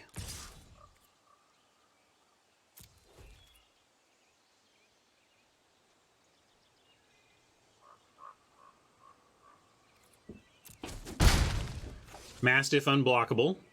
Says it right there. We can go either direction here. I guess start with the cheaper one. And, boy. I still like Seer. Let's set up so that if we paralyze the Elemental next turn, we have a nice attack in the air between Grabber, Seer, and Elemental.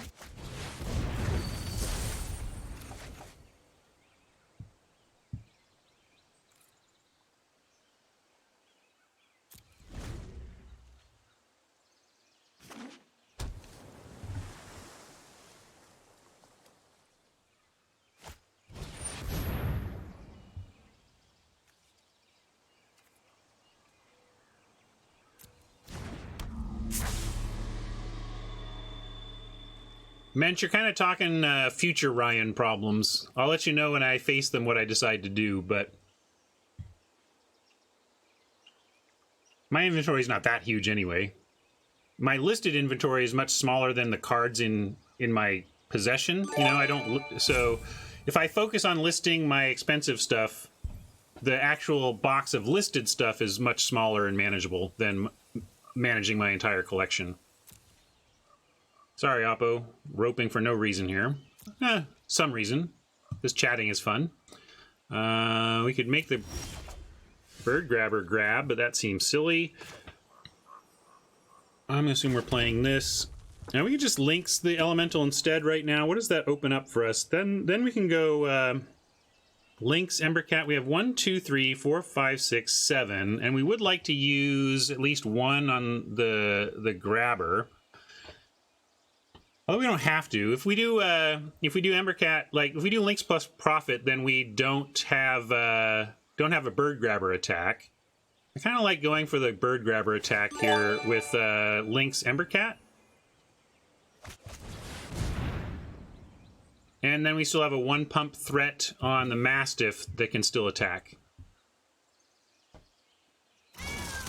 Oh no, maybe we don't. Well, we do because yeah. So we'll do this.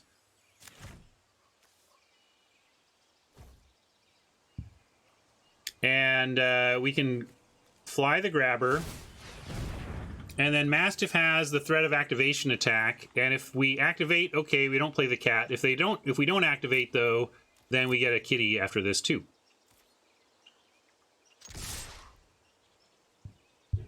Yeah, we're happy to trade any of our stuff for the Warden. And we'll go ahead and pump to eat the chaplain or the denizen if that's what they want to do as well.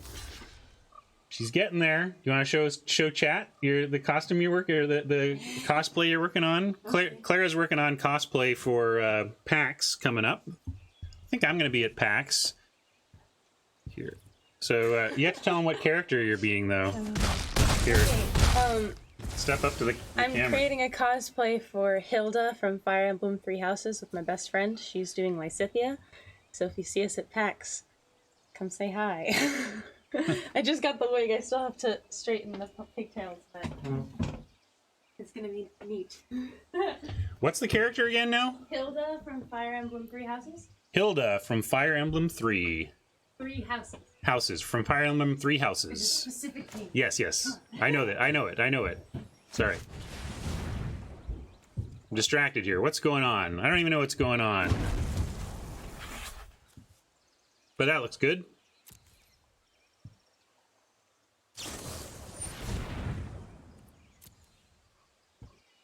We certainly have a nice advantage here. They could go Plains Cleansing. That would get him out of this.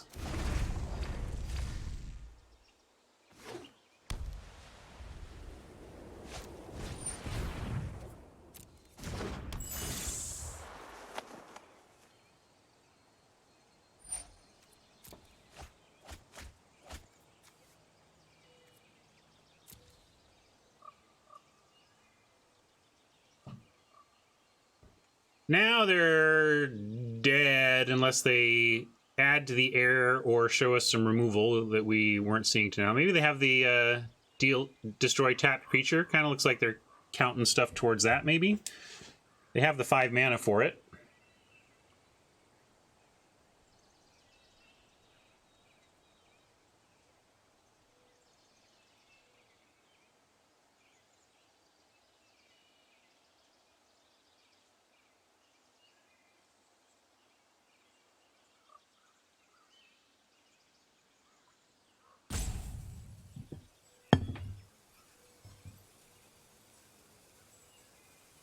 Maybe they're pondering their deadness.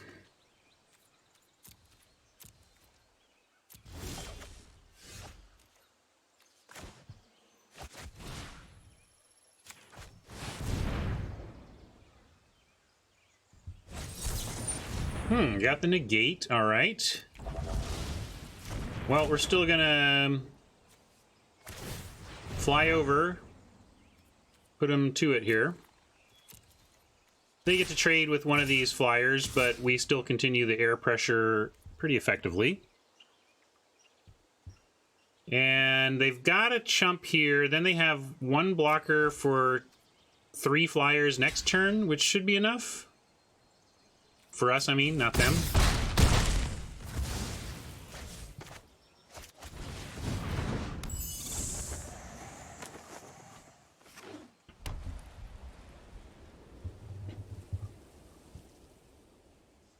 At common, especially. All right, that's 1, but still not enough.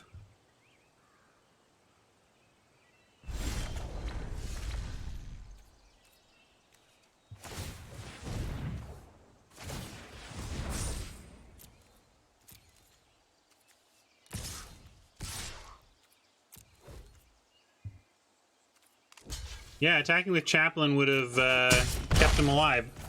Good call. That was closer than I thought it would be. They had some good responses there at the late game to make it close, but we pulled it out.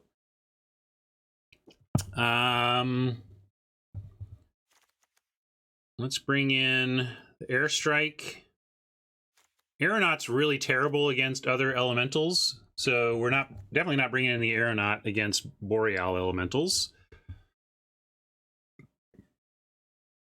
Yeah, maybe they couldn't afford it either way. Maybe it was a just dead situation. We could take. I haven't taken out the Uncaged. Like we'd cut the Fury for an Airstrike as a spell we could consider cutting. Yeah, I think we're rare free. We didn't even take any for value. This is the least, some of the worst gem discipline I've shown in a long time.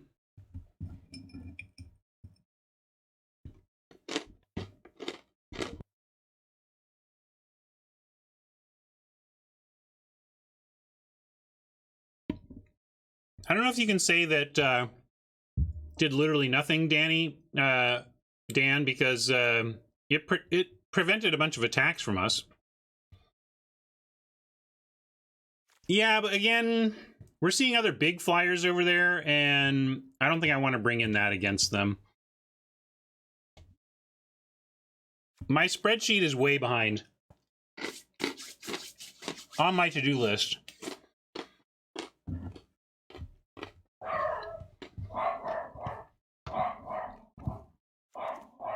I think I'm going to dump the Fury. Although, Fury helps the Elemental versus Elemental. I think I'm just going to dump the Convolute.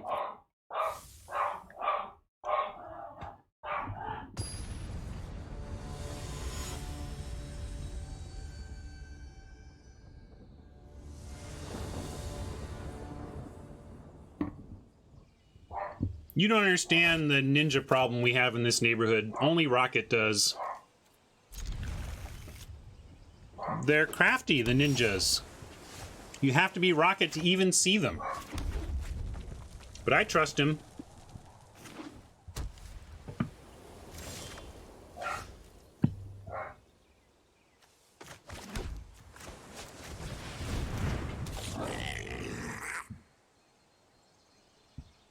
Oh, neat, Mike. You want to share? I think I might still have a link to yours if you have it shared openly. Speaking of links, we'll go with that here.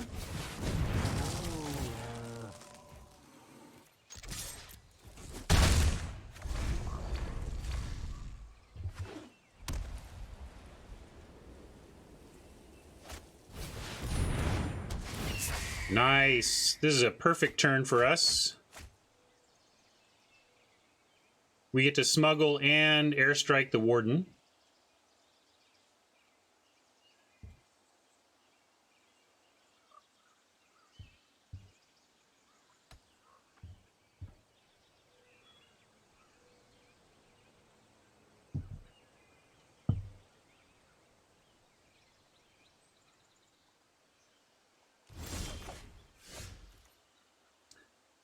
We definitely strike the Warden because Elemental it only does 3 damage, so we're not getting any Boreal Elementals with the airstrike anyway.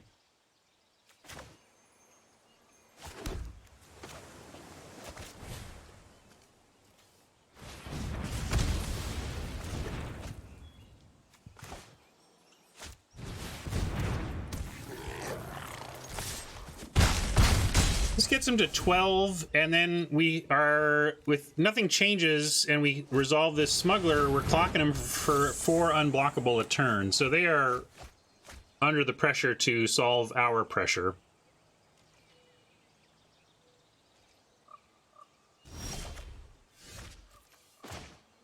Interesting. Uncaged Fury will save and try to win with that a turn early, but right now we'll just do Cat and Smuggler and smuggle in a couple of 2-power creatures.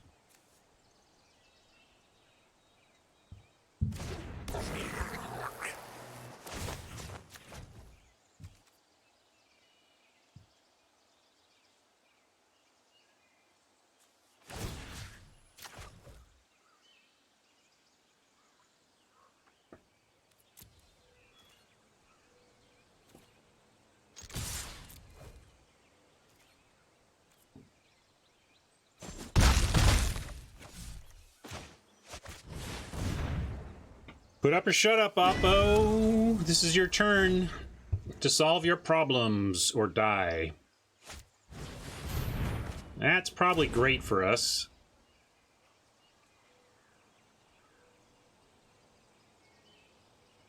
Oppo actually probably just dead. Yeah, they might have negate, but I think we should go for it. They showed negate in game 1. So I think we should just be conservative. Get in a couple unblockable. Yeah, we can smuggle both and go for the win. I'm just saying, yeah, I guess we go for the win, and then if they stop the win with a negate, that's fine. Sure. And let's see, we will go with Lynx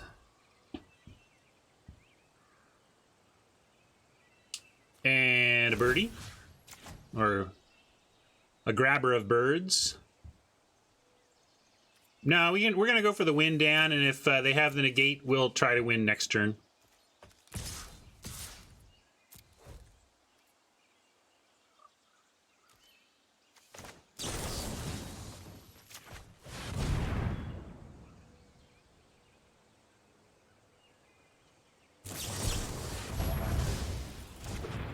Exactly.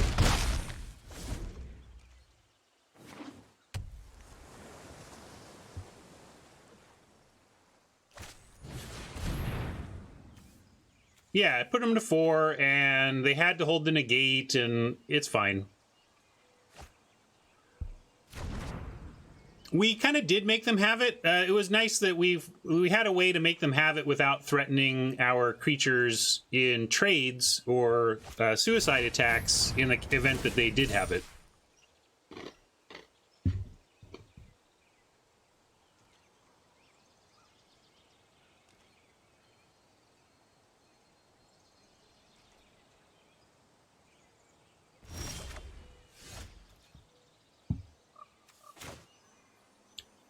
For rub-ins,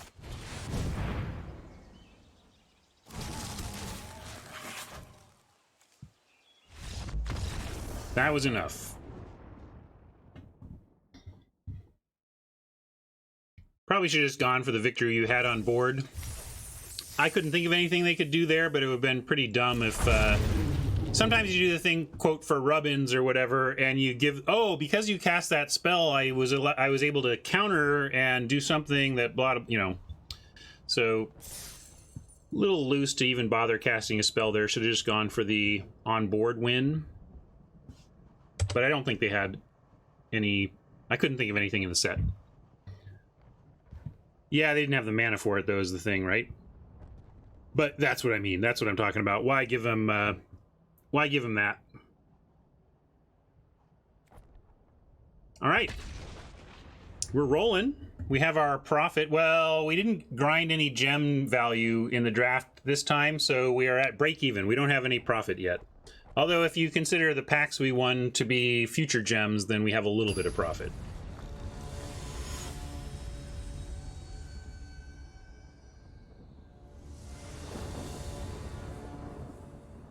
Totally GMJ. Haha, I've got him with my attack, but I'm gonna throw this bolt at their face instead, and then they counter and gain life, and... ouch. Yeah, we'll keep this. Pretty easy keep, really. We don't have red yet, but we only have one red card, and we have now Sprite into Seer into good stuff.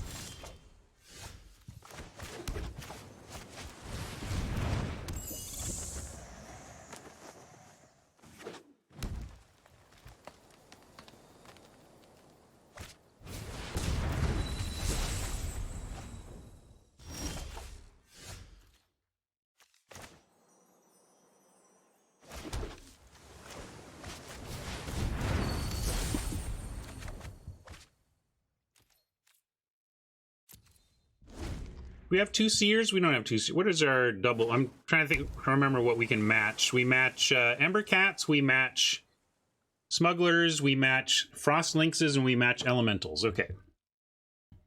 I didn't want to trade my Sprite for the Seer, no.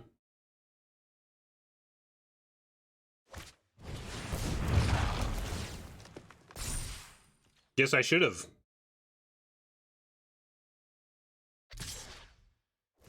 But now I will trade ours for theirs.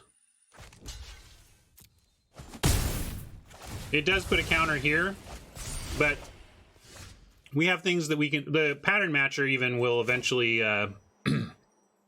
deal with the elemental, although maybe we just paralyze it here.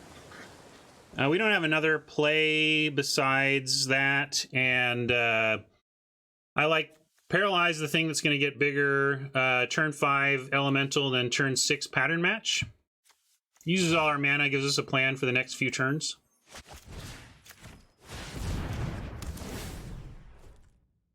Ooh, if they show a pause... Okay, no pause. Gonna look for the unsummon there.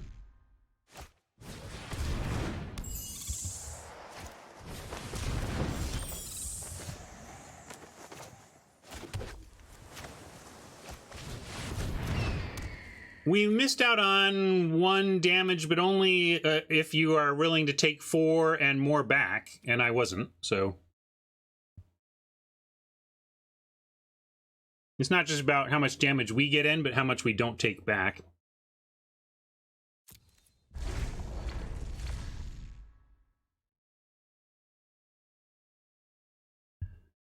That's a great question. Robert says, deck building question. With Eagle in the deck, 3 Seers and a Winged Words, how many fairies do you need before they become playable? I would have said like 4. But 3 absolute minimum, and 4 I start to be happy about it, I think is how I would describe it.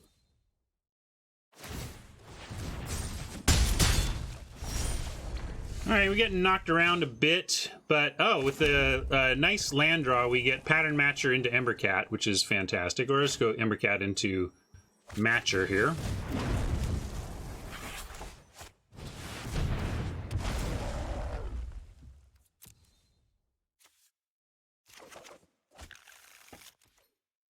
Not blocking, so we're attacking.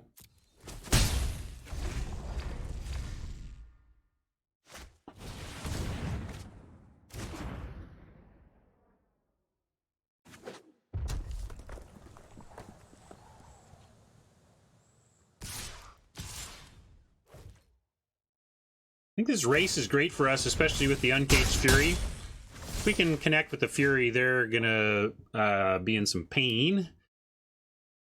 Now, we do have Smuggler Fury here. Gosh, is there just like a win on the table? We could go... if we attack with everything... Oh, they're at 19. We can't really get them from 19 to 0 even with the Fury, but it's a lot. This is 8, 9, 10, 11, 12, 13. We could get them to 6, but I think we stay patient and send in with our flyers and our matcher, and then play actually 5, 6, 7. We have 7 if we...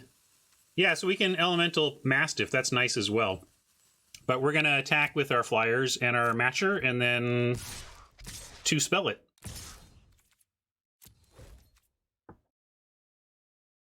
They're going to their hand like they had a response or something, but then nothing.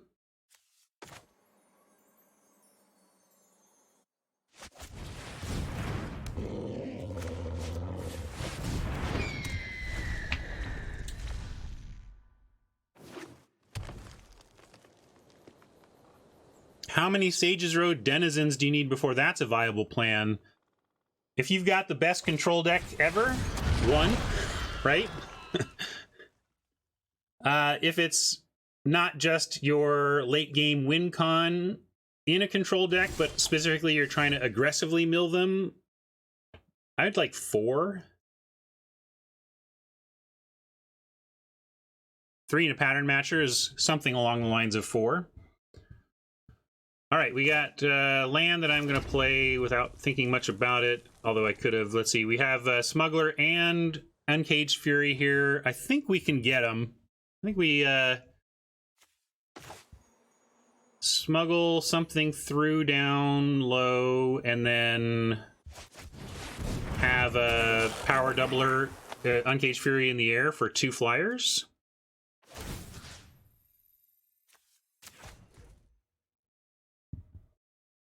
Eight, 9, 10. Might not be quite lethal depending on how they block.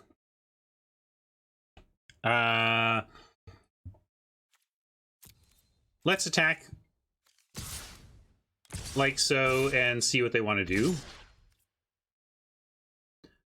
I'm sending the Sprite as well. If they put a Sprite on Sprite, we can go ahead. We still have the mana to pump and make a trade there. And also, it increases the likelihood of an unblocked elemental and a possible path to lethal here. Yeah, so they've given us lethal, so we're going to take it.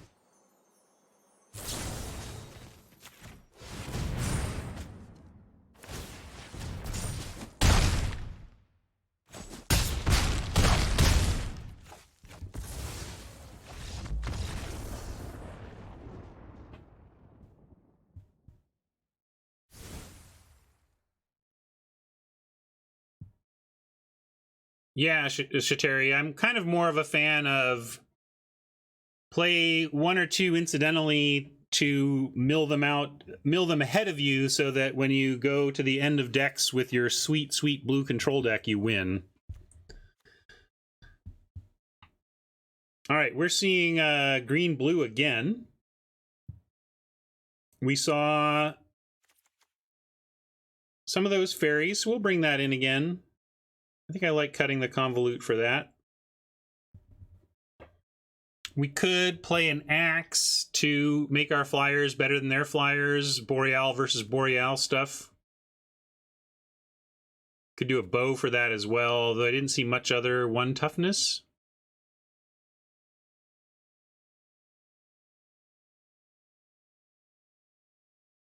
I think I'm just going to make the one swap and run it back other than that.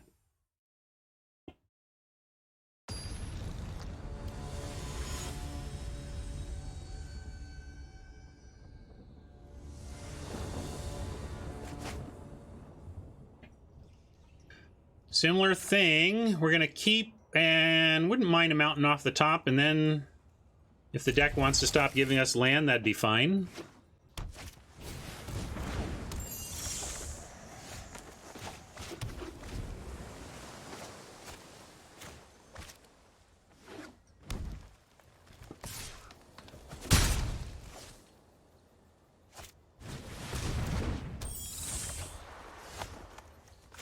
No 2-drop for us, so Oppo's curving out pretty nicely, but we have a decent set of cards coming up here that square off what we're seeing pretty nicely, against what we're seeing pretty nicely.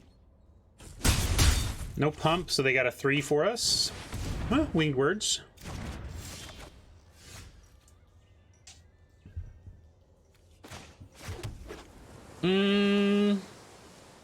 Could link something down here, but let's seer and try to find a red source or a 5th land in time for these elementals. There we go.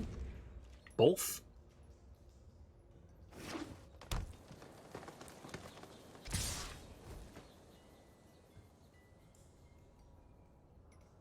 I'm willing to make this trade to keep the air relatively clear ahead of the triple threat in our hand. If we clear up the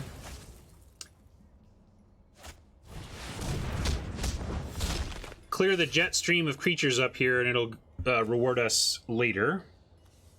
Wasn't sure if we were going to go Bird Grabber or Lynx here, but with Brawler hitting the board, let's go Lynx and tap that down. Yeah, we could wait, I suppose, but we're not attacking with the Bird Grabber next turn. We might. I guess if they attack with both, we could. I'm going to go ahead and lock down the Brawler for right now.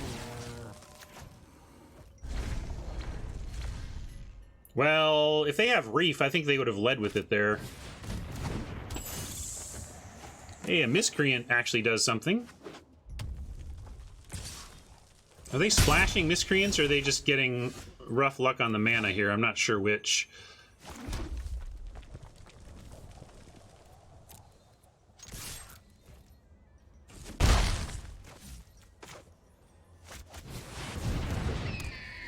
Yeah, Scorcher could be rough with the Brawler. If they do that, we're going to take a massive hit from the Brawler and then figure out how to navigate that later.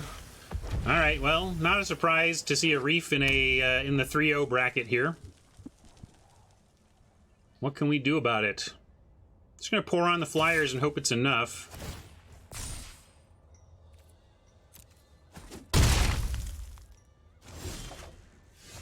Do some chumping on the ground, though. Ooh, that's an interesting flyer to get, because we can do both. Pour on the flyers and put a chump on the ground with that. We have 6, leaving 3 behind with the treasure, and we could do grabber or smuggler after the dragon.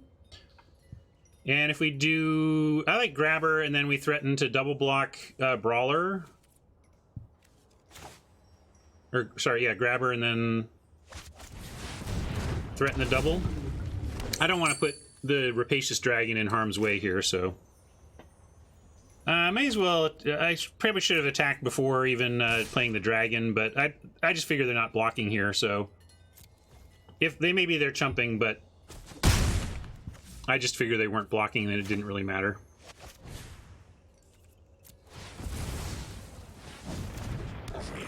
Scorcher would be brutal. Like, I don't know if we can beat a Scorcher play here. Maybe. We have enough... We got a lot going on in the air. Maybe the air pressure will be enough, but a Scorcher would just be devastating. Okay, Lynx. See where they'll go with this. Probably the dragon, but the thing I want... I'm fine with that. I want them to leave me the Lynx grabber double block more than anything.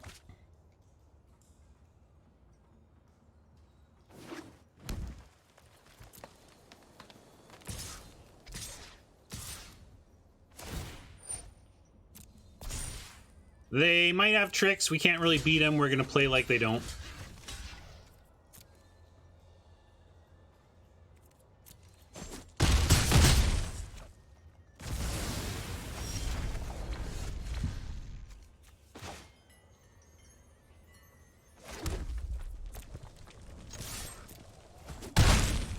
We're 5, and we can get Elemental and Smuggler. I don't... Maybe I should have played an attack with the Smuggler. Didn't think that through. But I kind of like the Smuggler around for unblockability as opposed to trading with the Lynx, but not sure about that now.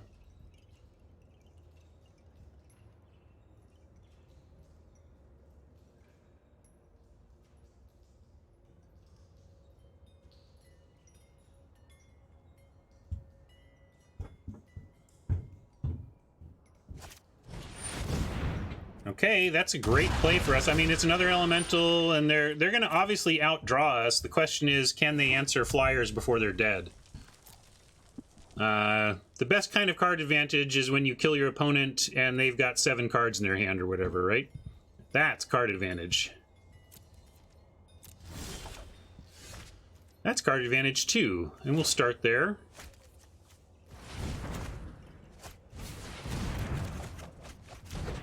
Ooh, Bone to Ash is interesting.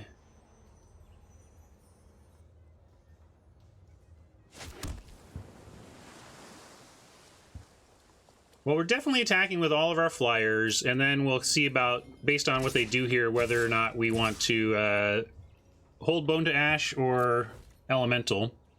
It feels like... Trouble is, if they remove the Smuggler, we really want something to not die to, but also, you know, we're taking some risk here to try and get the game won.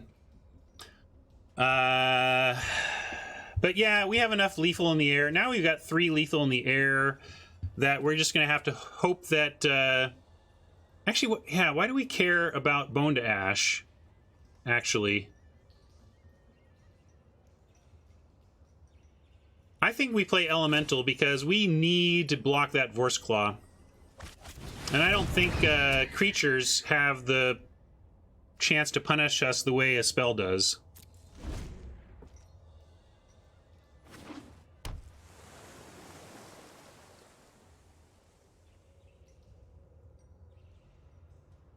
Yeah, Thick Crasher could be rough, but I think most of the ways they can win are spell-based, not creature-based. You know, are not Bone to Ashable.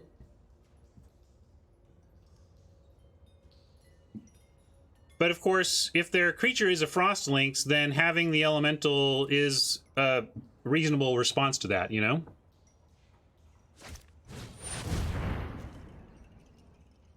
See? Steven, you feel the opposite, but you're dead. Just so you know.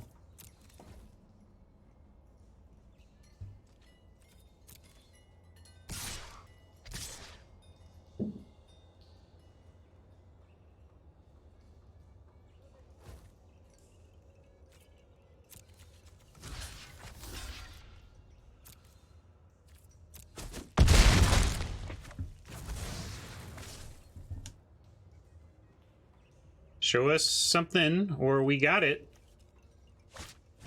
Oh, they showed us something. All right, they showed us something. Now we are on Prophet and Bone to Ash, so that's fine. But they have a forced block up here, so this is fine. Forced block, and we get Prophet and Bone to Ash, so I think we're good despite the fact that they came up with a way to stay alive.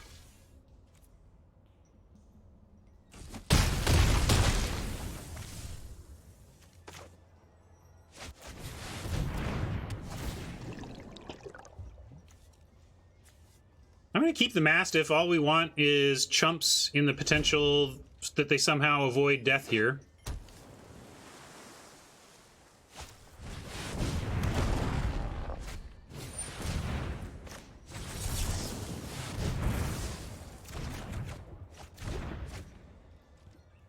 Yeah!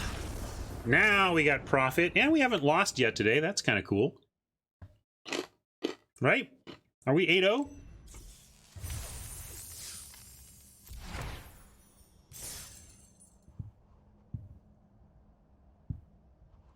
What line was risky? Mabanap.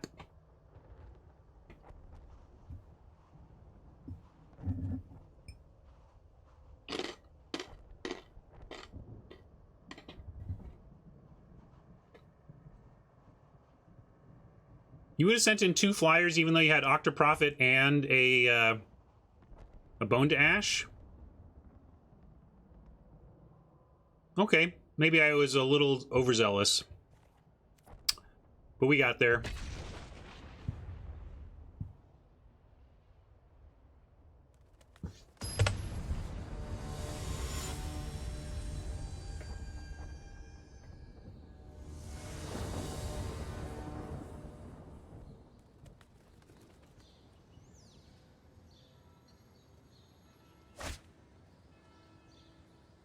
Nice. It's got all the tools. If we can hold on to them, I like our chances.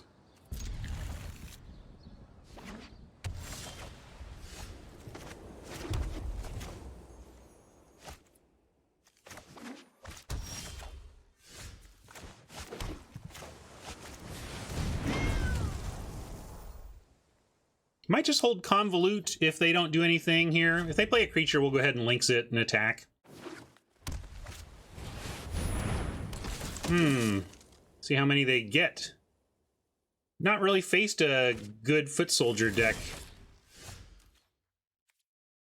You know, a high quantity Foot Soldier deck. But if we can get up into the air, it should be alright. I am going to go ahead and start the beats.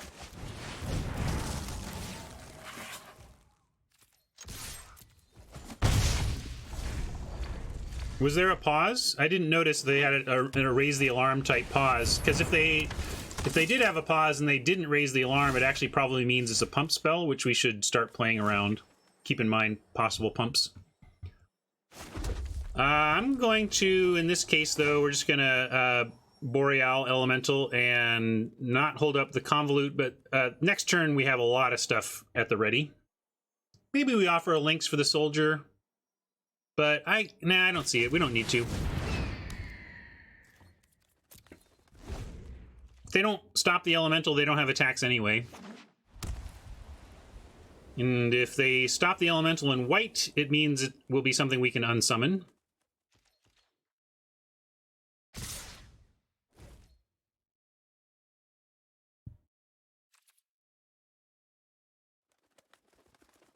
Yeah, so this supports the, okay, it wasn't a raise the alarm, it was pump, and we're not going to block here. We might just, we could offer, if they want to use pump to save a 2/2, that's actually not bad. Yeah. They might not bother, but let's see if they will. We gotta just ultimately rumble on the ground anyway, right?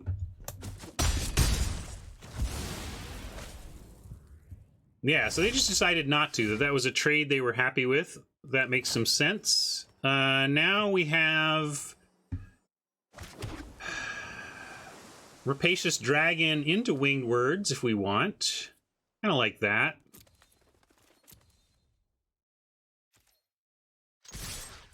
Yeah, we could also do words plus convolute. What do you think? Are we convoluting? They might be missing a color, in which case if they find their second color, we might want the convolute ready.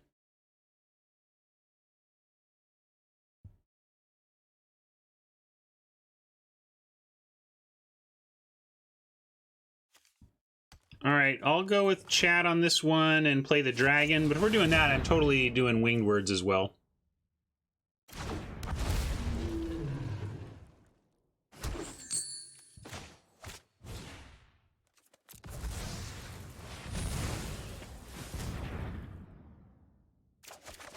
I mean, we could leave up unsummon, but I'd rather.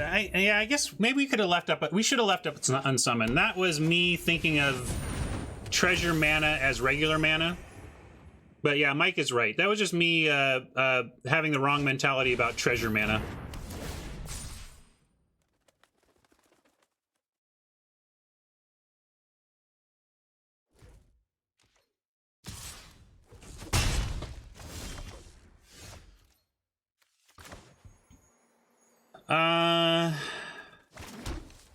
I'm gonna go ahead and unsummon, attack, and then we'll convolute it on the way back down. Yeah, it is because we have the convolute. Normally we wouldn't want to let them just replay, but first it's blocking our entire sky, so we have to, and then convolute it on the way back down, and our Air Force will just hopefully become unstoppable at that point. And we get in for the full attacks this turn.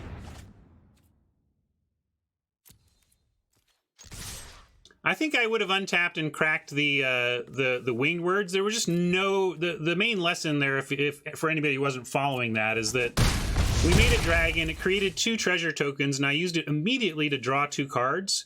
But it didn't even really matter. We could have spent the whole turn with unsummon available if necessary, and then untapped and still sacrificed the treasure for the winged words, because unlike mana, it's not going to expire, right? The mana wasn't going to expire, so there was no need for me to spend it as early as I did.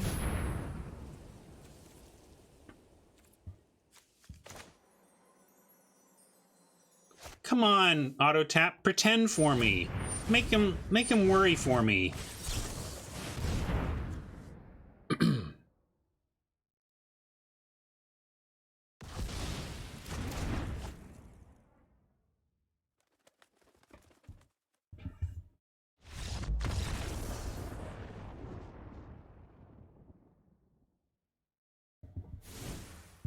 Do we see a second color, or was that nothing but white? Nothing but white, right? Well, we certainly are bringing in Airstrike. I don't know if they're monocolored or if they just didn't find their second.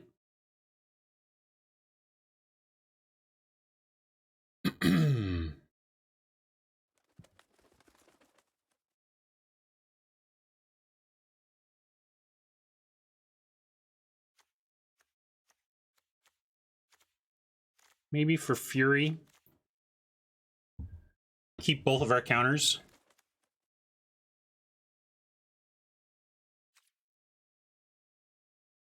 All right, let's do this.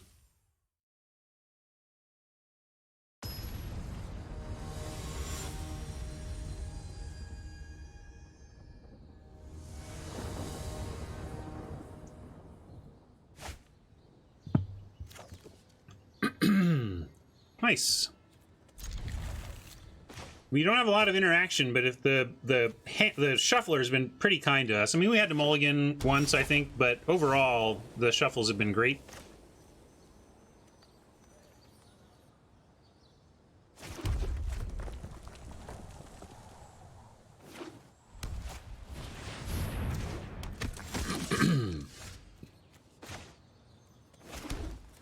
It's a little bit scary, but at least we have Frost Links to tap it down if Oppo does something to get frisky with it.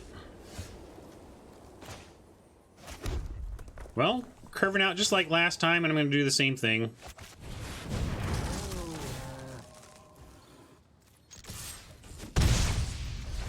We have double Boreal starting next turn. Snap move to their turn. They have no plays.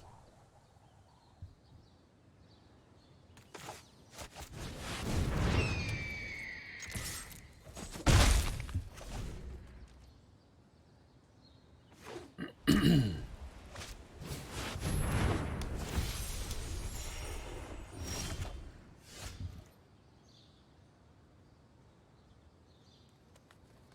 like Link's Bird Grabber here.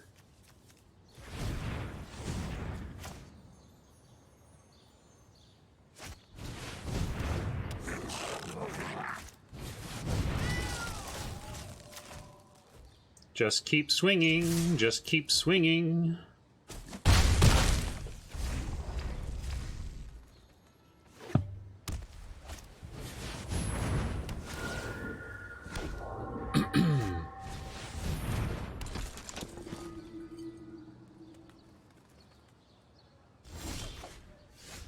Oh, nice airstrike timing.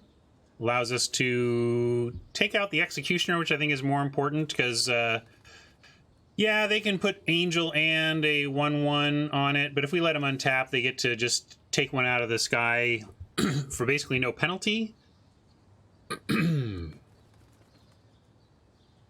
But it becomes the only play we have on the turn.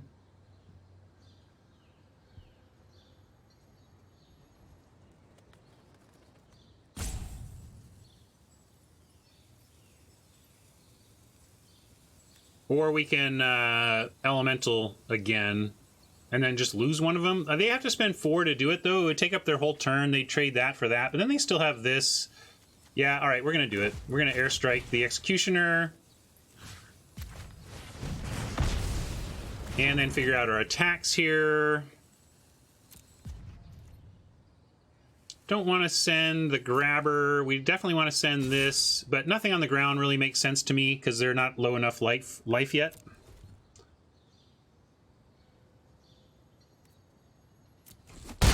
It's possible we get him with the blocking the Angel with the Bird Grabber. Let's see if they attack. We'll try that. Bird Grabber doesn't get played much. I think people might forget about it. But they also might be leaving him back to double block the Elemental. But because they need a double block now, let's see. I'm going to go with the Winged Words pre. Find some land. Hopefully.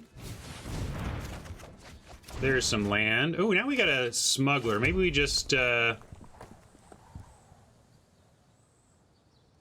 smuggle instead of Bird Grab. But because my thinking was we make the Bird Grabber fly, and then it either gets in for 2 or... but we're also fine. Yeah, let's just do that. And then if they want to trade Elemental for their final 2 flyers, that's pretty good for us. They're down to 1 card in hand. We have Prophet, Ash, and Elemental that should close out the game from here.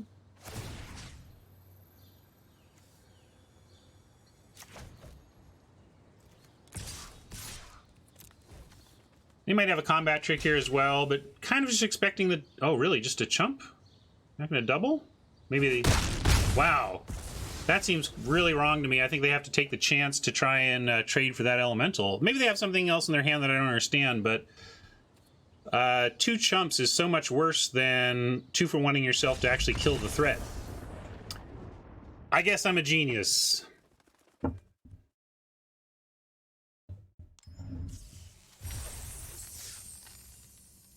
I'm mysterious, refined, and a far better dresser than you. Yeah, Lynx is a better blocker, but they weren't doing any attacking. It really didn't matter. And we had other Lynxes. Mikasaur, basically because it didn't matter. Actually, I think the one reason to do it the way I did it is that eventually we wanted to attack with a Bird Grabber in the air as a flyer.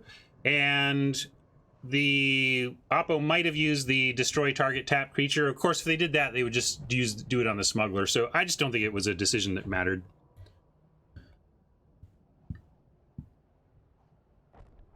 But yeah, I think we just 10-0'd that. There may have been a quick loss that I'm forgetting or something, but mostly I feel like we just won a bunch. Pretty unusual for me to 5-win best of 3 before 12, before noon. Let's claim this prize and open our loot.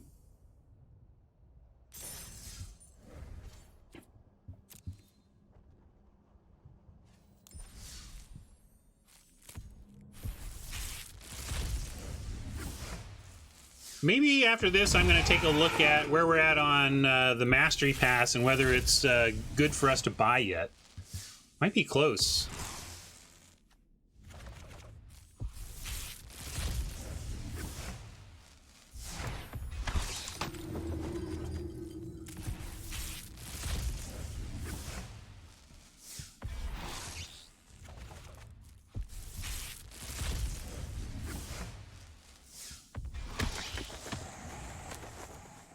Oh yeah, Boreal Elemental won us all those games, and I just feel like common 3/4 flyers for 5 with an extra kicker ability, not kicker literally, but just an extra ability, are so dominant in recent sets. Like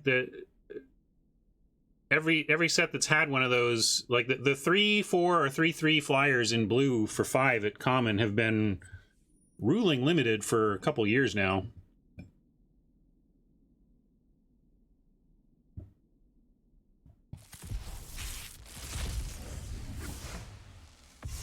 Watcher in the Mist, yep.